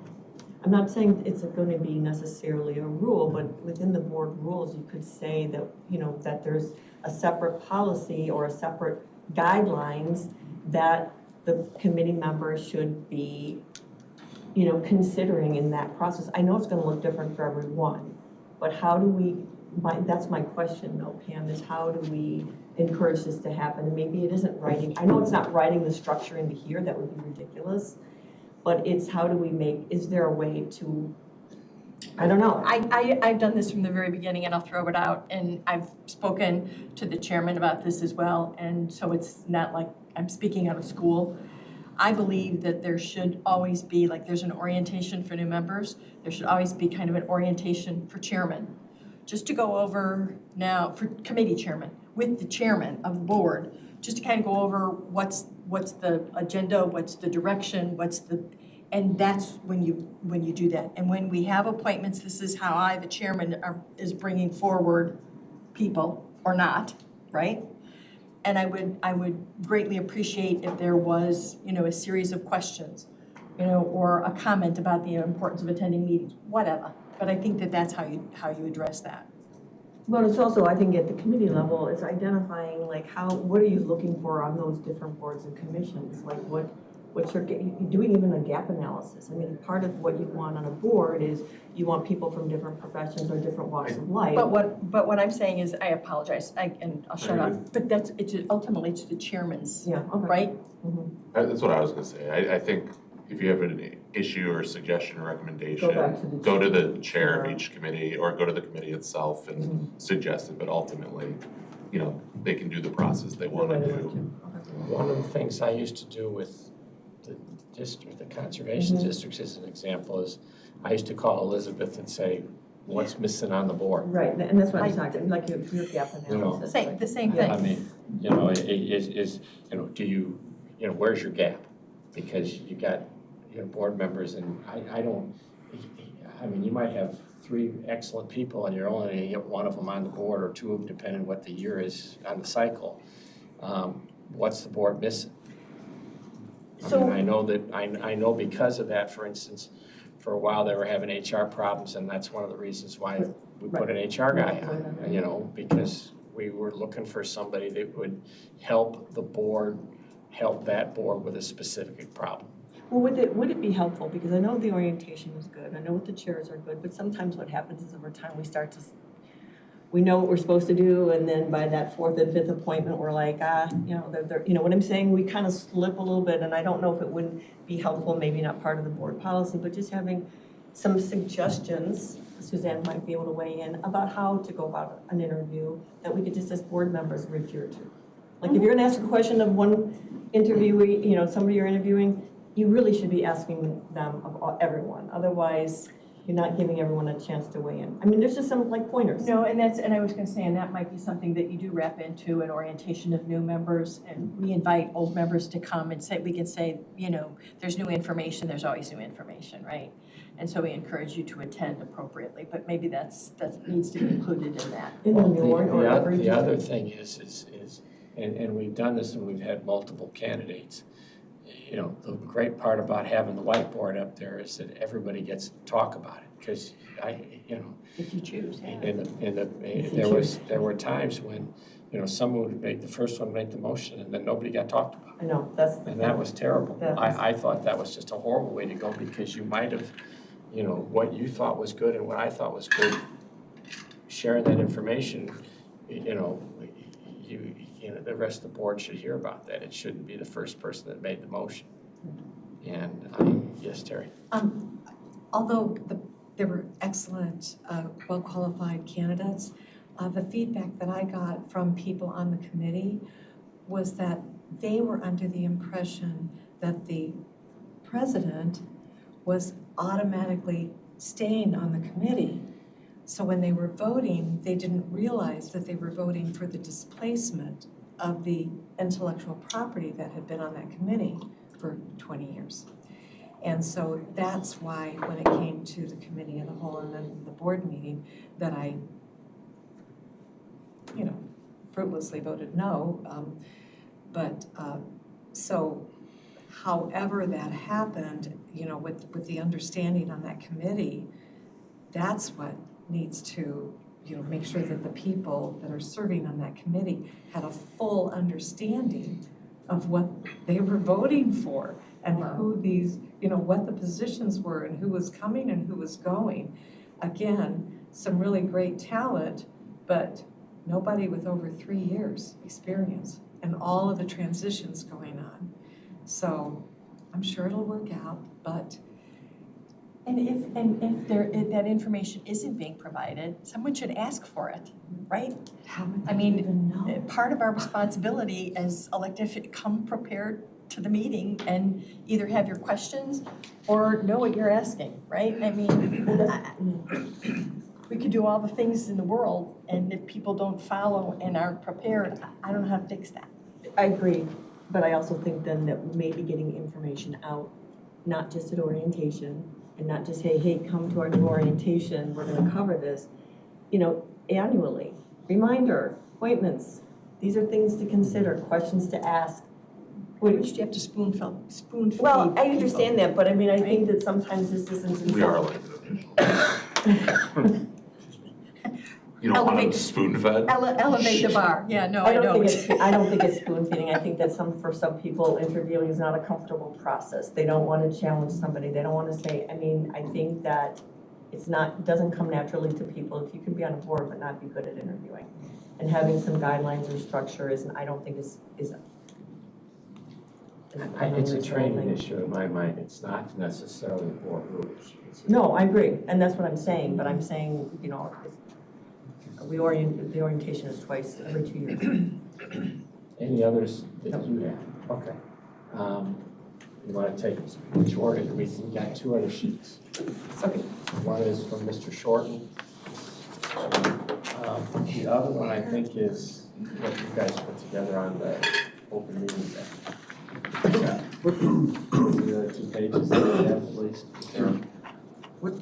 I guess what I would suggest is, since the next items deal with Open Meetings Act and remote attendance, could I ask Alicia to present the statute on the screen? There have been some changes, there's been some additions, and just to familiarize yourself with what the OMA provides for. So Alicia, if you could walk them through some of the changes. Yes, so you're looking at section 7 right now, attendance by means other than physical presence. Now, our board rules has the first 3 included: personal illness or disability, employment purposes, or the business of the public body, 3, family or other emergency. But I've highlighted here 4 and 5 that were recently added into the OMA: unexpected child care obligations or performance of active military duty as a service member. So, I thought that would be helpful to include into our board rules to make sure that we are in alignment, because as I understand the rules, if we do not, we can be more restrictive, in our rules for what we will allow. So again, if we would like to add those in, that's okay. We can be more restrictive. Can be more restrictive and limiting, but you can't expand. Some bodies are very limiting. Are we positive about that? Oh, wait a minute. Very. Well, hold on. So those last 2 things, we could restrict those last 2 things, is what you're saying? That doesn't make sense to me. You could, obviously you can't, but you understand when you're doing legislation, you do for all contingencies. I guess what I'm saying is we have to allow these Yeah. 5 items, correct? Right, and So we can be more expansive? No, I think what it No, is I- you could say less that, you can include them and then you can make tighter restrictions of what that means. If I may, a public body may, that is Allow. permissive It is, language. okay. Be more So restrictive. again, we could, in theory, not allow, as I Remote understand it, attendance any at of all. Okay. remote attendance at all, if we so chose. Okay. so, I would say just Got it. comply with state law. Yeah, but that means that somebody would have to read state law, so I think we should just go with board rules. I know, okay. so I've read all of the decisions. There hasn't been one addressing emergency, which is why I do think it would be helpful if we had our state's attorney review it, and then also have our state's attorney review Robert's rule when you're making a point of order about the, addressing the chair's ruling and our cutoff, because that is specifically cited in Robert's rules as a unilateral determination, which is not allowed in the Open Meetings Act. So we could just have a decision for our procedures. It's not about us, it's about our organization. And I really would ask that we would get, Joe, that we would get a decision. It's not about us, it's about our process. I don't have any problem asking the state's attorney's office to review what you've submitted and what is being submitted here today. Okay, thank you, but I have read all of the decisions. And Eric, some bodies across the state, the 102 counties, some restrict the number of attendances you can miss. They restrict how you can attend, and some are very restrictive. But when you read the whole of the Open Meetings Act, you can clearly see that their intent is that the good judgment of the body allows the body to determine, and it says in some cases on a case-by-case basis of what they want to decide. So I would disagree with that interpretation a little bit, Tara, but let's have the state attorney come in then. yeah, oh, and I'm not saying in this particular case, but when you read their decisions, yeah, they've allowed each of the bodies, whatever that governing body is, to, within the guidelines of what they've written. And they've had their determinations, and it got really cranked down during COVID. Yeah, COVID, it was, I would say not cranked down, it got really wide open, do whatever you want. I mean, and in fact, because they were worried, you literally didn't even have to have a quorum present. I mean, that was very interesting, but I really would rather not go through that. So to make sure, No, go ahead, I'm sorry, Alicia. so to make sure I understand the request, so we are looking at a state's attorney's request to weigh in on the interpretation of the document presented by Member Greeno. What exactly is our ask? There's two parts to her ask that I see. One is to make certain that if they're basically to outline our limits and our what we can change and can't change in the Open Meetings Act in terms of our Can we be more interpretation. restrictive on the Open Meetings Act versus? More restrictive, and specifically what things you're allowed for. If emergency is not defined, we'll deal with the fact emergency is not defined. And that, in my mind, says we're going to interpret what an emergency is. I'm okay with interpreting what an emergency is. I just want to know that I can do that. As a board. As Is a weather board. related. Yeah, not me personally, but as a board, yes. And I can send what I had sent to. Well, and certainly do that, but the second item, that was one. And the second item that deals with the parliamentary procedure aspect of how is this going to be handled in a board floor, okay? And I'm not saying how it should be handled, I'm saying tell us how you want it handled so that we do it right, period.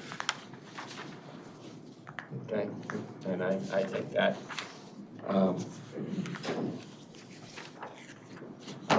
what you gave, who gave us this? What is this for you guys? Member This- Collins. Huh? Member Collins Collins, yeah, provided John. that. Collins gave us that, okay, I just don't have a name on it, so I wasn't sure where it came from. Okay. The first part I think 3.2 is basically what we're talking about in the Open Meetings Act, correct? You I'm sorry, guys- continue. He has a whole page on 3.2, which is about the Open Meetings Act and how to follow it. I would think, if that's gonna fall into what we just talked about. I don't necessarily, Yeah, I agree. I'm not trying to cut him off. I don't see any reason to. I think it ought to be part of what goes to the state's attorney's office, say, include, or at least respond to these issues. On page 2, he talks about 2 other items, 3.11. Instead of 4 meetings in a row, he's suggesting 4 meetings within a year. So that's a board preference, what people want to do. So just out of curiosity, the way I read it for 3.11 is any county board member failing to physically attend 4 meetings within a fiscal year shall be removed. So you only have to, as long as you show up to 4, Well, you're good for the year, January through April. No. You can't miss 4 is the way I was reading it. Well, it says member failing to physically attend 4. So, there were the That's the whole point. If we adopt the electronic availability, I think that conflicts. What happens if somebody is called up and is serving? Well, No. I think this is missing 4 meetings altogether, Period, like- whether it's electronic. Okay, You're that's not what I'm- here. that's You're just the- not here okay. at all. What if you're gone for a month? In Well, January, that's I gonna have be in 5 one. meetings. Okay, but no. No, it's each committee. It's each committee. Each individual. So you didn't have, we didn't have 4 committee meetings of the It says Administrative Services Okay, it's Committee just in not- any given it's- 1 month. It's just the board meeting. He wants to add the word physically. Yeah. Yeah, okay, well, I wouldn't add physically to it. No. I would say if you're unable to attend 4 meetings, I could live with, you can't, you just disappear for 4 meetings. I think we probably ought to have a conversation because the rest of the committee's missing. But I don't know that, I'm not concerned with whether somebody wants to be online or whether somebody wants to be in the room. Right. I don't care about that part. Well, you can't adopt the availability of attending electronically and then require people that they can't miss. I mean, that doesn't make sense to me. And I'm also I always really get concerned when you have absolutes. Maybe it's, Well, but even this says maybe. okay, I mean, it doesn't say you have to be, it says maybe. I mean, okay. Somebody has a medical condition that's gonna take them out for 4 months. It's gonna take them out for 4 months. I mean, life goes on. On the other hand, if, there isn't an excuse and they're just gone, at some point in time, the committee ought to have somebody back in who'll do the job. And I would also say that, well, first off, I guess we should, are we all in agreement that we want to do physically? No, I'm not willing to say they have to physically Right. be here. Neither. Not I mean, you're not. So then the other thing I'd say is, may be removed by the county board chairperson. I think there's somewhere else in the rules, there's some requirement that it's gotta be, It was 4 in a row before. right, but somewhere else in the rules, it says, they can be removed or may be removed by the chairman, but it's gotta be like a 2/3 vote by the county board or something like that. I don't remember the percentage of votes, but It is. the way I understood it is like, okay, if I was requesting a board member be removed, I would go to the chairman as the chairman of this committee and say, this is the problem I have, somebody's not here, okay? Right. And then the chairman would have the decision to make, but the board, I think, would still have to approve the reappointment of somebody else to replace. Taryn? So when I was reading through the decisions that had been made on this, the OMA, POA, all the letters, where they had left the decision to the good judgment of the body. For example, a 97-year-old family member who's not sick but remote, so you go and you visit them to check on their well-being. And so the good judgment of the board is that remote attendance allowed? Technically not sick, but 97 years old Or the member who has had the knee surgery, it's icy and bad weather. You want them out on braces and crutches coming to the meeting, or you're going to let them attend remotely? These are the good judgments of this. So those, you could read that in their decisions, where that's what I meant about the, where they left some leeway to the good judgment. And where I read about the restrictions that some across the board, because you can read where this is what some organizations have done, and I just thought, wow, they're just mean. But you know, so that's where I thought we want to have the ability to have that good judgment. And again, it's on a case, so where we can see, okay, this is being abused, you know, okay, no, this is something that would be good judgment. So I like the idea that we can use good judgment, but that's something that we're all gonna have to decide. Well, and I can't remember the last time a committee removed a member, you know, from a committee. I mean, do we have any record of this ever happening? Yes. Okay. How long ago? Did you say yes? Yes. Well, it was under the previous county board chairman. There was a member was removed from the Valley High Committee, I believe. Okay. Didn't want to give up those funds, huh? And I guess, I believe it was a liaisonship. Oh, no, actually, it was the member of the committee. Yeah, it was a member, yeah. Well, either way, I'm not trying to, I mean, I think you do need a way to replace somebody who's not doing their job, because I think it's not fair to the rest of the board. But I think it's used pretty sparingly, and you know, as long as you know, hey, guys, you can miss 4 meetings a year, you know, and you're still here, but you know. So as Member Hendricks pointed out, we already have that in the board rules on the screen. Right, but what it is now is it's 4 consecutive. He's changing it to within a fiscal year. he's saying 94. But I'd also say you'd have to change page 18, 2.2, because it also has, after missing 4 consecutive unexcused meetings, you know, they can be removed with the advice and consent of a simple majority of the board. So no matter what, if we make changes to 311, we're also gonna have to consider changes to. So if we make it 4 in a year, it should be 4 in a year there too, is what you're saying. Yeah. I'm 6 1 half dozen another, I don't think it. But then it's gonna, but we should also include here, I guess what I'm saying is we should also either in 3.11 add, after, you know, unexcused meetings of any committee, board, or commission with the advice and consent of a simple majority of the board, we should either add that to 311 or we should take it away from 2.2 on page 18. So they're consistent. So that you do the same process in both. Just so there's no confusion of Who's chair, doing this? can the chair unilaterally remove? Does it need the advice and consent of the board? Like, it should just be the same. Well, in we both control our places. committee, so I would always want the advice and consent of the rest of the board. I agree, I would too, but, you know, I'm just, otherwise it's gonna be So inconsistent. you see what he's saying, Scott, between the 2.9, 2.2 on page 18. 2.2 on page 18 and 3.11 should be consistent with each other. I'm in favor of having the board weigh in. It's a board committee, we should be making that ultimate decision. I agree. And I personally think it should be a, you know, 2/3 vote, but right now it's a simple majority. It's up to you guys, just something to consider. Think about if I was the chairman, we should want a 2/3 vote. Yes. To get to this, and I'm not speaking to John because I didn't see this until today.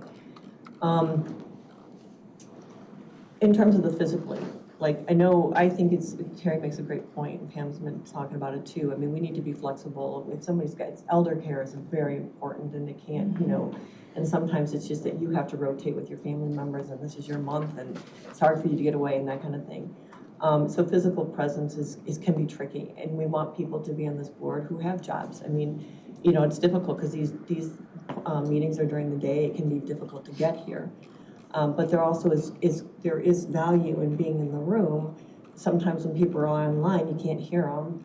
You know, you can't always hear what they're saying. You don't have that same interaction. So, just to have the discussion, what do you think is valuable in terms of how often somebody can call in because of a work obligation? I mean, if you're calling in 10 out of 12 times because this time just doesn't work for you, then maybe it's I don't know, because all of the difficulty is all of our committee meetings are in the morning, but maybe a different committee would work better because you just really can't get your Thursdays off. You just really can't do it.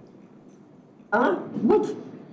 When you know, I hate to be like the old person, but when you run for an office, But don't you understand, and aren't you then responsible to the people who elected you?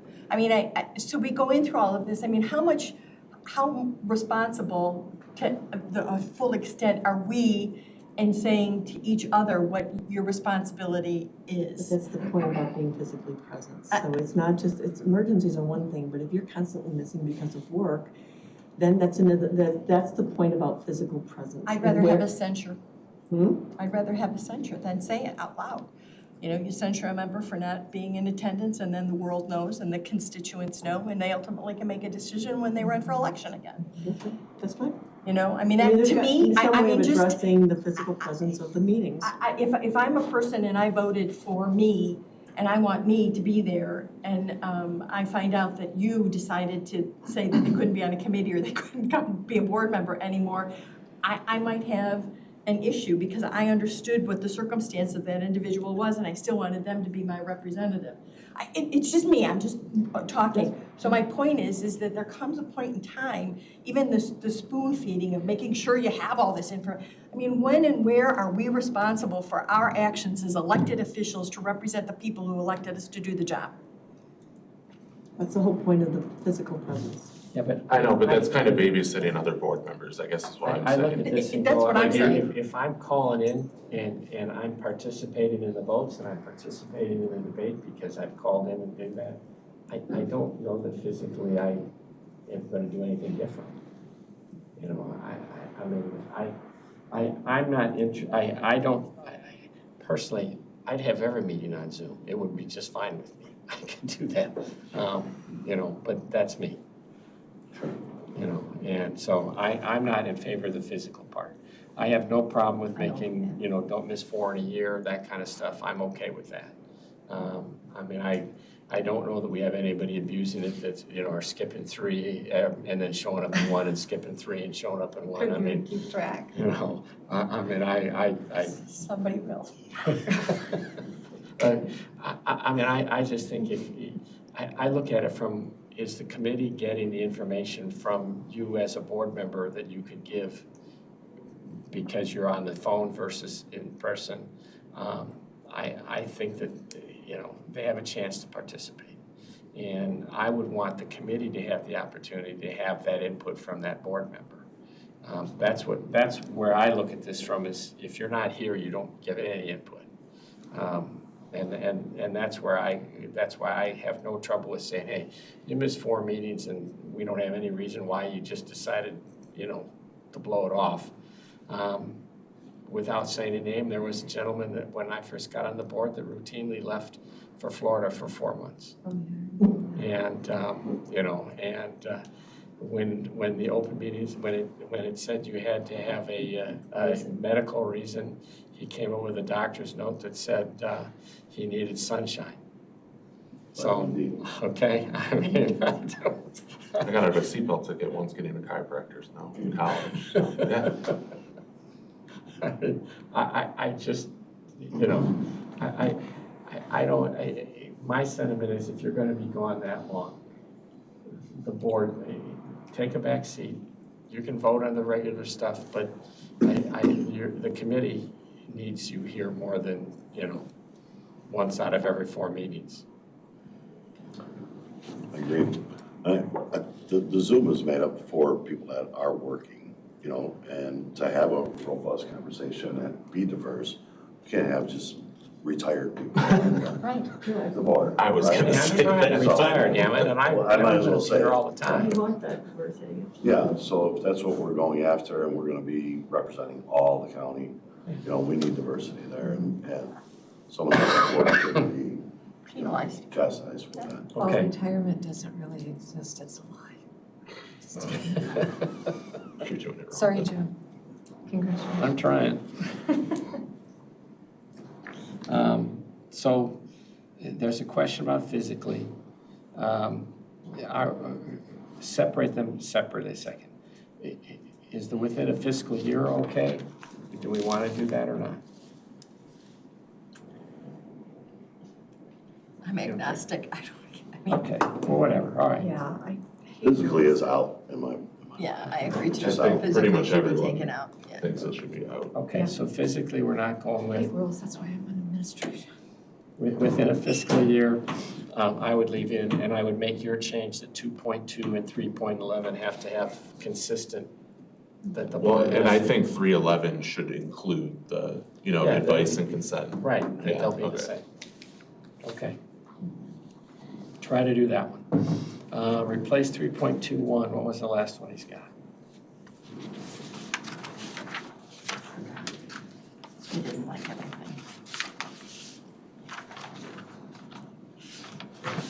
Shutting down discussion, I think. No, I don't like that. I don't like That's that not one at happening. all. Nope. Yeah.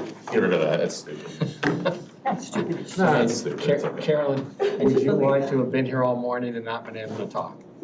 I didn't see this. Oh, wait, never mind. Yeah, thank you. Come to each committee, right? Ultimately, I think it's up to each Exactly. committee, but I would always support a county board member I being able think to the talk. board member ought to be able to talk at a Especially when I meeting. agree with you.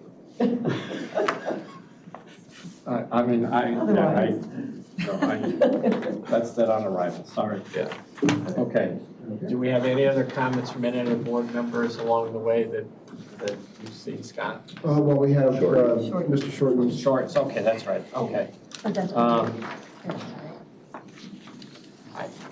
I would put this in the bundle with them, but my concern about this is I don't really want to debate about whether the guy's camera works. Yeah, I agree as well. Sometimes it's a technology issue, Well, especially when Sometimes it's user error, but the point is, what's the value?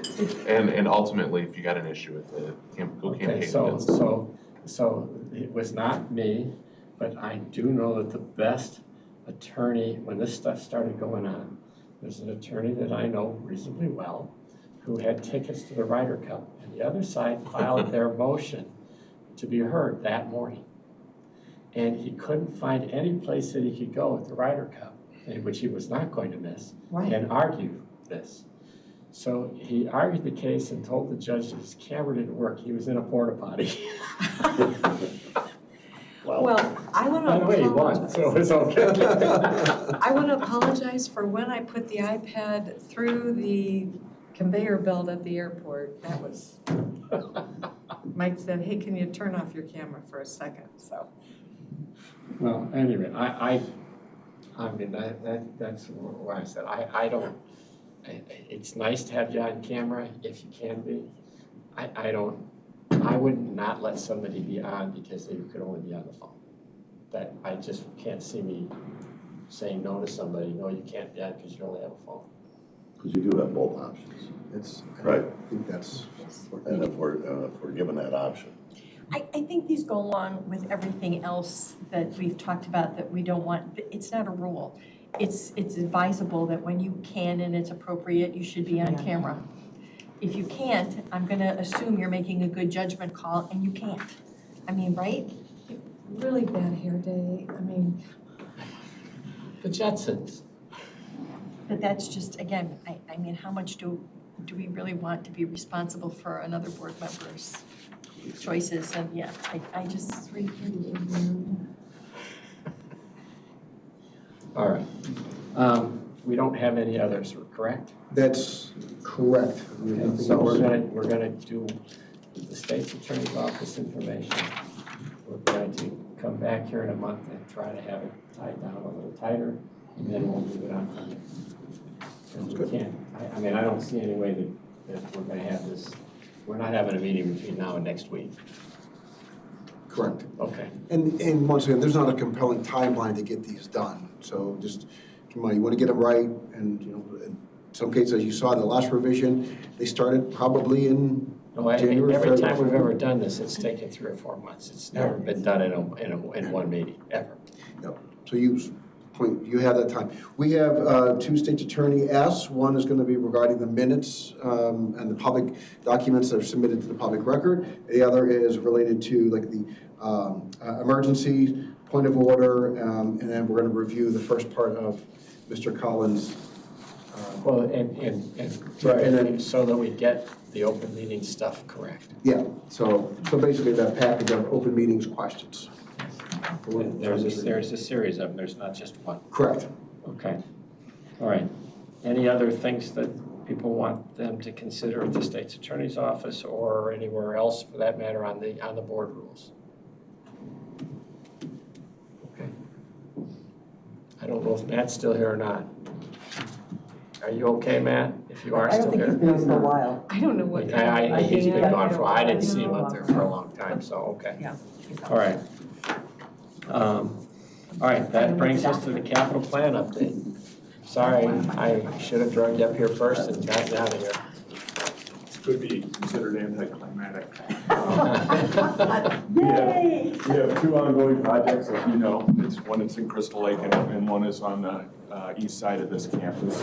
And they're both tracking now to be complete at or about the time of the next committee of the whole meeting in March. So Okay.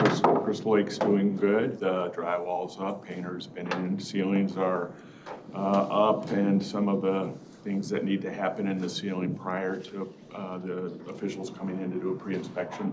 Ceiling inspection are being done. It's looking good. So we reached out with the health department yesterday to talk a little bit about some coordination and getting the people that will be working in the nursing side where they want to be and moving animal control back over. The coroner's project is also looking good. NICOR is going to be out next week to change out the meter and do some piping changes to support the new generator. Once that's done, that generator will be started up and confirmed to be working properly. The finishes are all in pretty good shape, needs to be cleaned up, and we're going to send our painter in to do some work in the area that wasn't in scope so that it shows better and we can walk away from it for the next 25 years. So it's looking good.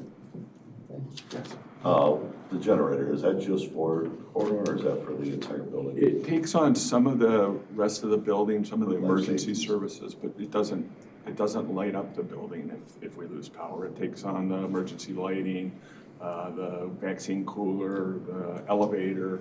So it does some of the necessary things, but it doesn't light the building up. And really, even at Valley High, we don't have that kind of capacity to just make it seem as if nothing happened. We really focus on emergency services. And we're on time and on budget. It is, yes. Yay. Yeah, well, on time is, I think we can make an argument there that we're a little bit later than we anticipated. Yeah, so we have at least 2 lawyers in the crowd, and I think they could probably pick that apart a little bit. But it is tracking, as I've been making the updates, it has moved out a little bit, more so at the coroners than at Crystal Lake. But yes, on budget, under budget. Thank you. You're welcome. Okay, HR, come on. We made you sit through all these board rules. You know, HR, we live in rules, so I understand that. So I just wanted to talk a little bit about, I gave all of you a vacancy report. Mm-hmm. So this is the current openings within the county. Something a little bit to report out on. Right now we have 56 positions, but we have 6 that are starting. So by the end of February, we'll be down to 50. And some of these positions are like temporary positions for like correctional officers and stuff. So they're there, but they don't really count because we only use them when they're doing some type of trainings and things like that. So And as a reference, last year at the same time, we had 85 openings. So we're trending down, and that's great. I mean, from for employment.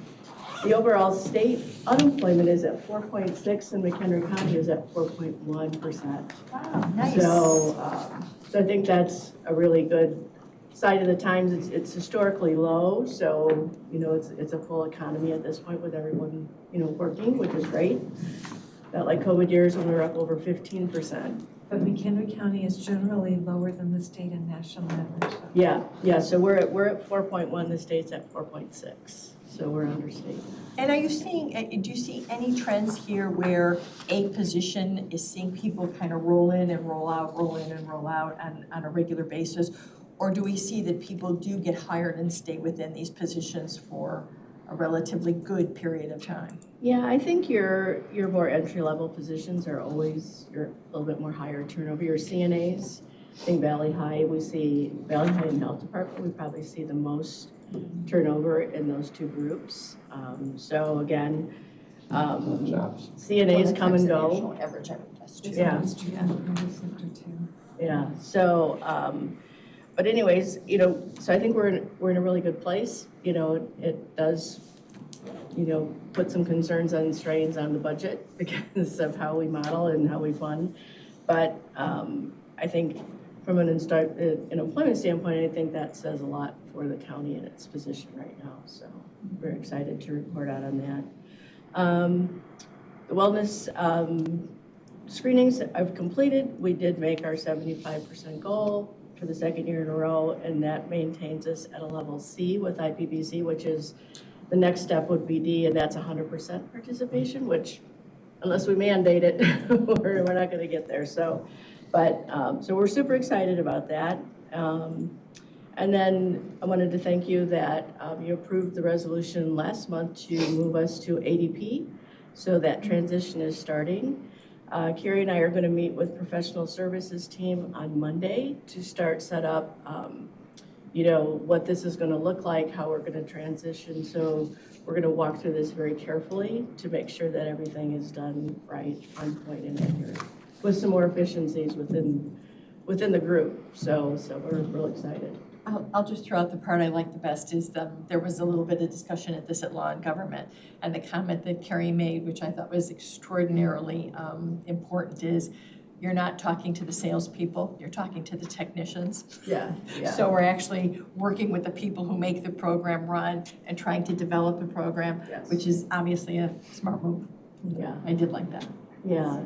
Unfortunately, UKG is a good product. It's just when we bought into it, they immediately they merged a business in the middle of our implementation on top of COVID. So I don't think it was built out as efficiently as what it could have been. So we're really, really honing in on the efficiencies of making sure the system works right for everybody. Because they'll bring, even like for HR, the little Alex piece that we do during open enrollment, that lives in ADP. So that's a piece that we won't have to fund because it's going to be offered by ADP. So that is part of the reasons why we looked at them. So we're really excited about that. If you have any questions, please email me about the vacancy report. I'd be happy to talk you through that. And if you have any other questions for me, Can I ask a question now? Sure. So for example, line 2, the senior community development specialist, it's been vacant for 21 months. The notes are it's recruiting. Like, was it on hold or something? Like, is that a status change, or has it just been listed as recruiting for 21 months? Well, Adam's doing some reorganization. Okay. So there was some separations that happened, and he is kind of re-identifying that and repositioning some of the different ones. So right now, If you look at the very first line, that's Possible reorganization. yeah. So that's kind of encompassed of that. So yes. And then I guess same thing for line 53, 54. Are we just having problems filling the position, but we've been recruiting for 18 and 23 months? Yeah, a lot of those positions were on hold because of the memory care unit. Okay. So he was kind of holding those positions until he got that in place. Now he has, and I think he's reassessing some of those positions. Okay. So those would have been part of that group. And he had to, he had to. Mhm. You don't want to hire the guy before they have the wing open. Yeah, his, Forget the wasteful. 4 meetings. I don't have to show for 4 months. Yeah, Valley High's is very low for Valley High right now, so open positions, so. Okay. So, yeah. I have People a question wanting to for you. work. And I don't want to put you on the spot, you ain't gotta really answer me, but, you know, like you said, 86 open positions down to 53. I know our levy has a lot to do with personnel here. And so as we're adding, what is that doing to our levy? And where are we at, you know? I'm just saying it out loud, you know, this is just raising that up. We're having difficulty going through the budget in 25. I thought maybe if we are adding, is there a way that maybe we can look at or give us numbers, like if we go to a higher deductible insurance across the board? And what, you know, is that a cost savings too as we're hiring people? We Yeah. did that about 5 years ago. Yeah, so the levy would have to be something probably Carrie would be Sure. more prepared to answer that question. When we talk about insurance and things like that, it's something that I discussed with Scott yesterday. We're anticipating some significant increases for 2027. The thing that we run into problems with when we start changing or looking at any types of plan changes and things, we have to get union approval. It's in their contract that we cannot change. We can change the rates, we Right. can't change the plan. Don't we have nearly 500 people that are not non-union employee-wise? You have a total of Approximately, 1,300. yeah, Close to approximately. 700 are. Yeah. But now, now you're kind of penalizing your They'll non-union. unionize, you'll convince them that they need to unionize because they're not getting the Yes. same benefits. Yes, That's what and you're gonna happens. encourage your unions. I mean, I'll say that out Is loud, that that's such a exactly what bad thing? happens. Pardon me? Is that such a bad thing? What's the thing? Yeah, Yeah, for them. So, for the employees. Yeah, Yeah. that's a sword they gotta, you know, whether they're gonna go union or non-union. But when they have to pay I mean, money for we're dues. adding more and more personnel and more, you know, what is that gonna put us, what position is that gonna put us in November? You know, They have to pay. And these are, so the positions that we have are all board approved. We don't, I we get it. can't do I get anything it. without board approval. So, these positions were all set by board. Like I said, Scott and I had a long conversation about it. We're probably not prepared or ready to talk about what is coming or what we think a direction or action that we're gonna have to take with insurance. it's one of our biggest costs, right? It's very expensive. Very expensive. Oh, sorry. And then, Yeah, and again, I no, apologize. Yeah, no, I we didn't bring it up talked earlier. about that Yeah. yesterday. It's like, I think in some ways, there's a lot of options that we could do. We are going to run into union conflict because some of the unions follow the county and it states in their thing. There's other unions that say, no, we negotiate this. But at the same time, I think the only thing we could do is to work to lower the enrollment, which would lower the cost. And right now, we're giving incentives for people not to take the insurance. So, it just, Right. yeah, There's still a cost. yeah. But our numbers, our actual employee numbers, compare 5 years ago to today, aren't we lower today than we were 5 years ago in our total I think we're employee right. number? We were trending downward Okay. considerably. I think it's ticked up. There's been positions that were added. If you recall, we had a few unfunded mandates that came, which were Yeah. increased headcount. Thank you. Sort of ticking up. And that's certainly something that's an important consideration because that is what McHenry County spends its money on is personnel, your service delivery. But keep in mind, not all of these positions are affected by the tax levy. I mean, you have several for Valley High. They're all exclusively to Valley High, which is an enterprise fund. They're not affected by the tax levy or have an effect on the tax levy. And workforce housing, I saw that's a grant too, Correct. right? Yeah, And that's coming up, that's ARPA, right? No. No. Not workforce, it's It's workforce, it's a federal grant that comes through the state, I believe, so. Yeah, they're waiting to see at 7/1, Right. what that's gonna look like for them. So those are positions that are being How held until they see that. does it look for, like, the ARPA funds go away this year? What is our goals for next year for those positions that are being funded? Well, there's a variety of different things that can happen, and that will happen. In some cases, there's reorganization where, like, for example, in finance, we're having a retirement, and we have an ARPA position in finance. That ARPA position is going to fill the slot of that retirement, so basically it's going to be a net reduction of that ARPA position, and that's going to go away, but it's going to continue on providing that staff person that they need within there. So in some cases, that was an opportunity. But there's, each position needs to be looked at as it is, and that's going to be something that's going to be coming forward with this budget cycle, because 2027, ARPA's gone. And you have to make decisions on any of the residual operating expenses. How are they going to roll into the budget? So that's probably a greater discussion. It's going to relate to some of those positions. Yeah. Roughly how many ARPA positions are there currently?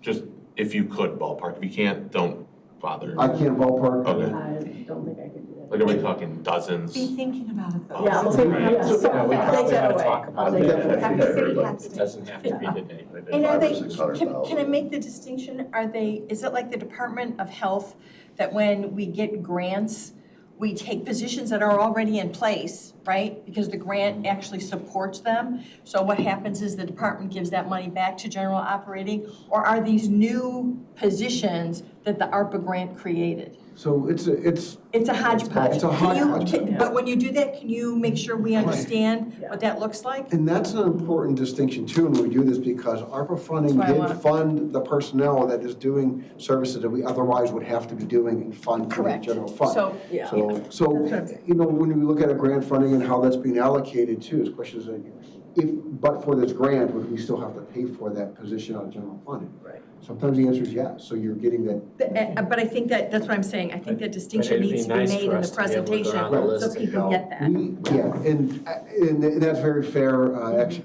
I don't have the information, I appreciate the Yeah, out, but yeah, saying, but thinking It's yes. a budget. It's a lot of work. But that Yeah. is something that will be coming forward, so you Okay. can clearly. Then we can look at Yes. pre-COVID Right. Would we be to able, where we're at would today. we be able to have that on a future meeting, like this topic, but like sooner rather, like Yeah, not that's July? No, well, not Yeah. July, and number one, and number two, earlier in the meeting, we'll get you out of here so you don't have Which should be an agenda item, not a Right. report. a report. Yeah, Yes. Right, but I guess I'm just asking, like, would we be able to have it on the March or April meeting, like sometime Maybe earlier? March. you guys tell me. Truly March. So- It's too late. March if we could, April if you have to. Yeah. If you can't finish it all, at least give us what you got as parts. Okay, yeah, we can get with Carrie. That's fair enough.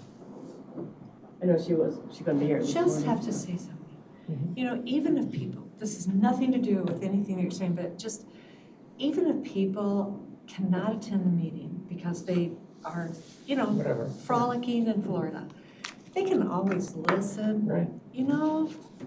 Oh, I know. I got to do that once from the ER, but that's okay. Wasn't So enough they can time to set listen anything when else it's up. going on and they can listen thereafter, that's. Exactly, Okay, which you they can listen. should be. Anyway, hello? No, there shouldn't be any reason. If you want to know what's going on in a meeting, I mean, they're all online, you can find them. So, It's a pure joy, you know? anyway, anything else from HR? No, I'll take those things Other away. than and give you make lots of sure- work to do. Yeah, I do. All right, and we get an administrator's Versus report. every and other we're- day. Let me go to my computer, I have a few items to report. Communication, sorry, I skipped over. Go ahead, Lisa. Before you get started, I compliment the fact that every single interview that we have conducted in the committees that I have been in, every single one of the applicants who is not an existing member of a appointment has found the information on one of our social media sites. Yeah. Phenomenal. Did we get her resume or application? Yeah, it was sent out earlier. Yeah. Oh, okay, thank you. Put an email. Yeah, no, we actually had it like 2 weeks ago. Yeah. 2 weeks Always does, ago. it's- Oh, yeah. wow. So I was frolicking in Florida. Okay, whatever. Don't say that on the record. You only missed one meeting, you didn't miss 4, you're okay. Also, the rule's not implemented yet, so. All right, go ahead, I'm sorry. Oh, no worries. Communications, you have your written report before you here, but I would like to add some additional pieces onto it. On Monday, county administration staff collaborated with the county clerk to put out a press release regarding, election early voting information. So again, that's something additional for you to know. There was also a request at the last meeting to discuss ADA accessibility in regards to the website. So as I've stated before, this is a federal unfunded mandate based upon local governments to make sure that our website, our social media accounts, electronic newsletters are able to be accessed by all members of the public regardless of their physical capabilities. So to that end, we have recently acquired a software, Accessibility on Demand, which uses artificial intelligence to remediate our PDF documents to make sure we are in compliance with the mandates. I did make sure that we leverage funding that was originally earmarked for the chatbot that we had intended to use for artificial intelligence on our website, but instead we pushed it towards the accessibility initiative as it is an AI-based tool. We have not exceeded the full expenditure on that. It's only $16,200 at this time. However, given the volume of documents that are on our websites, that could be a number that increases over time. That being said, we had our first training on it yesterday, and when I say we, I mean my colleague, the webmaster, Greg Shane, Dan Golbeck, and myself as administrators to be able to, be the gatekeepers to make sure that we are learning how to properly remediate our documents ourselves whenever possible, but where necessary, this tool can be used to bridge the gap to help us fix really gnarly documents that just can't be done easily by your standard employee. But again, we teach people to fish, we don't fish for them. So that's, we're trying to get over a hump. There's 9,000 documents remaining right now that need to be potentially remediated. But again, we're trying to keep the cost down. Yes, sir. As far as potentially remediated, does that include all, because I know we keep records, right, of resolutions and whatnot going way back. Do we have to do that entire? All right, so there's a lot of levels to this. First off, there is the archive feature. Anything that is archived, does not technically have to be remediated unless it's something that's used for active participation within the government. So we will have a lot of documents that are labeled as an archive because that is essentially what they are. That is how I would anticipate it is. I've been working very closely with the state's attorney's office to make sure that we are staying in compliance with the rules as it goes. But as you correctly noted, we have a meeting portal with lots of documents on there. Now, eScribe does have some features to make it HTML accessible, but it has to be set up correctly the first time. And there are a lot of attachments that need to be made accessible once we hit that deadline. So if you look at the electronic version of my report that's been converted into a PDF, you're gonna notice that if you ever did a check on it, I have already been making sure that all of my headings, my document, my pictures have the appropriate alt text, and that it is set up, as I have been trained so far, to be as compliant as possible. And again, for those who do upload documents, we are going to try to the internet. We are going to try to make sure that to the extent possible, they are as accessible as possible, and make sure that if there is for some reason a programmatic reason where it can't be done, that it's properly documented with the state's attorney to keep us compliant. And it's April 26th, right? 24 of 26. My apologies, I think I had a typo here. It should be April 24th, 2027, I believe so. 2027, okay. So plenty of time. Well, not necessarily. There's two levels of compliance. There's the municipal compliance. Those who have a population of under 50,000 or who are a special district like the Conservation District get another year of grace. So that's actually been a topic of great concern at a lot of our PIO and communicator meetings with our municipal and school district counterparts to try to share information. And they all very much enjoy saying, "So, Alicia, where are you at?" But I've been of course making sure to share all the information that we have. I've also been in contact with various counties, that are also under the same requirements to see where they're at as well. But again, it's more than just PDF documents, it's the way your website is set up. But thank goodness, Greg, when he did the website turnover that we did a couple years ago, was very cognizant to make sure that we were going to be set up appropriately. So a lot of the pieces that go into our website are already set. So kudos to our webmaster and his team on that. Yeah, thank you. But again, the documents, that's another piece, potentially, and again, there's many more pieces to go. But I will keep this committee apprised, and if you want a more thorough, in-depth discussion on ADA, I'm more than happy to have it with you all. Okay. Any I other would just questions? ask you to do it periodically, bring us up to speed. All right, thank you. You're up. All right, showtime. Just a couple items to report.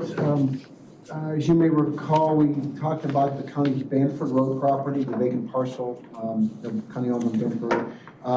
We're making progress on that. I don't want to go into much detail, but more to come. Hopefully you'll see something soon regarding that property. I think Alicia pointed out we had an Ethics Commission meeting that was scheduled. We're looking to reschedule that for sometime in March. So it's still to be determined. And then the final thing, the county-owned building at 400 Russell.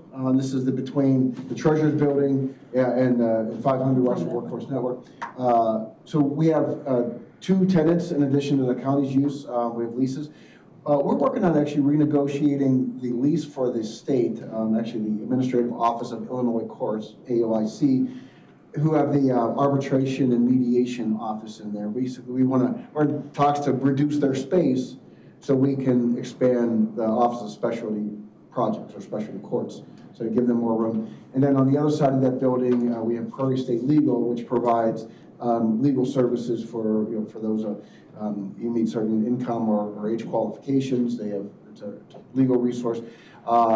Their lease is going to expire. We've had some discussions that to work with them on when they leave. So basically, we're going to carry over a month or two. We'll carry it over a month or two, or if they can find a place sooner, we'll cut their lease off quicker. We want to utilize that space on the north side of that building, east side of the building, for county purposes as well. But anyway, just want to say those leases are in play, and we'll renegotiate those. That's all I have. Questions for Scott? Is that going to affect our budget greatly? Reduction of rental income? Nominal. I mean, Question asked, question answered. I'm good. Okay. That's it. We do not have an executive session. I'm so surprised. Can I have a motion to adjourn? By Terry, seconded by Paul. All those in favor say aye. Aye. We are adjourned. Thank you, folks. Thank you.